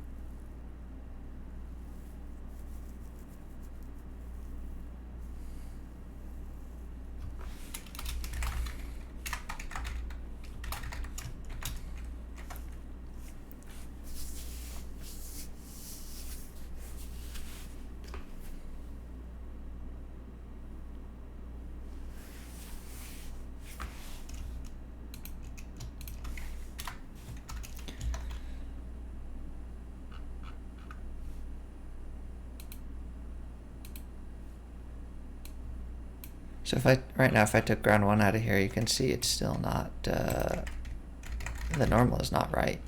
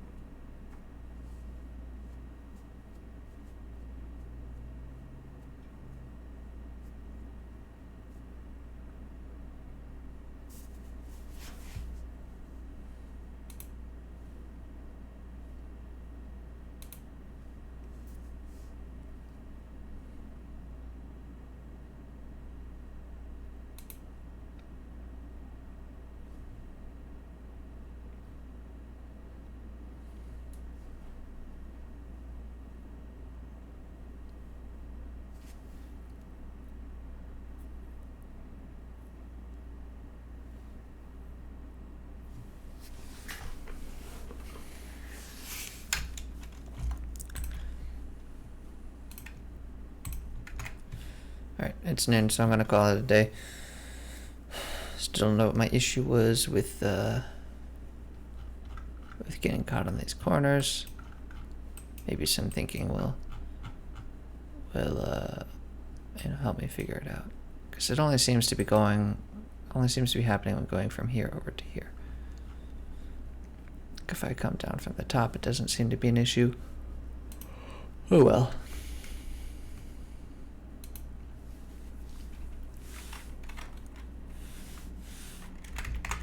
Fixed up new platformer prefab.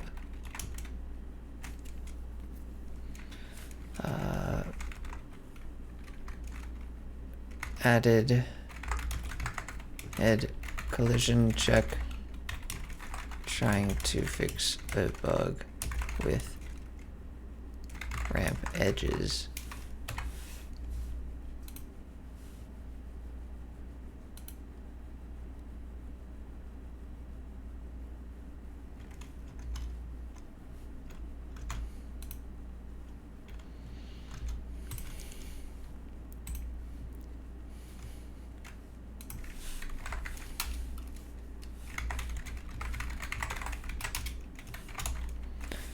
So I started off with making scriptable object system for control mapping, making scriptable object system for player actions. Got rid of input system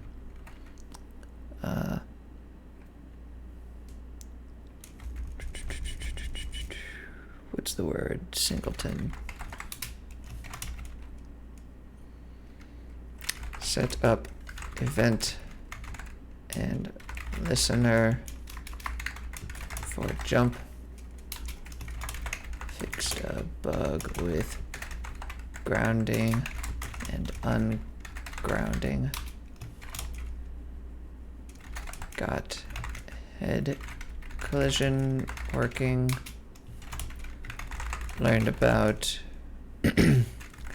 sections and space in inspector. Working through bug with ramp edge normal detection. Next time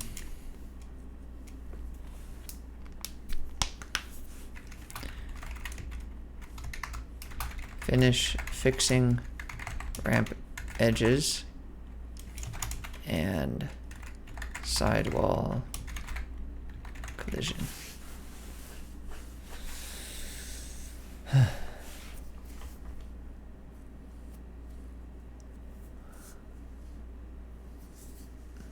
I'd say today was pretty good progress. Yesterday was kind of a breakthrough for me. I feel like I got through a pretty big obstacle, and once I can get past this ramp edge thing, I'll feel a lot better. Yeah. Anyways, look out tomorrow for the Today I Learned Unity. I'm gonna try and do an educational episode. We'll see how long that takes me to come up with an idea and write a script and record it and edit it. I just want it to be like a 3-minute video, so that way it's really easily digestible for viewers. Like, hey, I'll put it out there and try and see how this works. So keep an eye out for that tomorrow. Might not do a stream tomorrow because I'll be focusing on that, and if I do have time, then that would be great. But I'm also going skiing tomorrow, so probably unlikely to be able to do both. As always, thanks for watching, and have a nice day.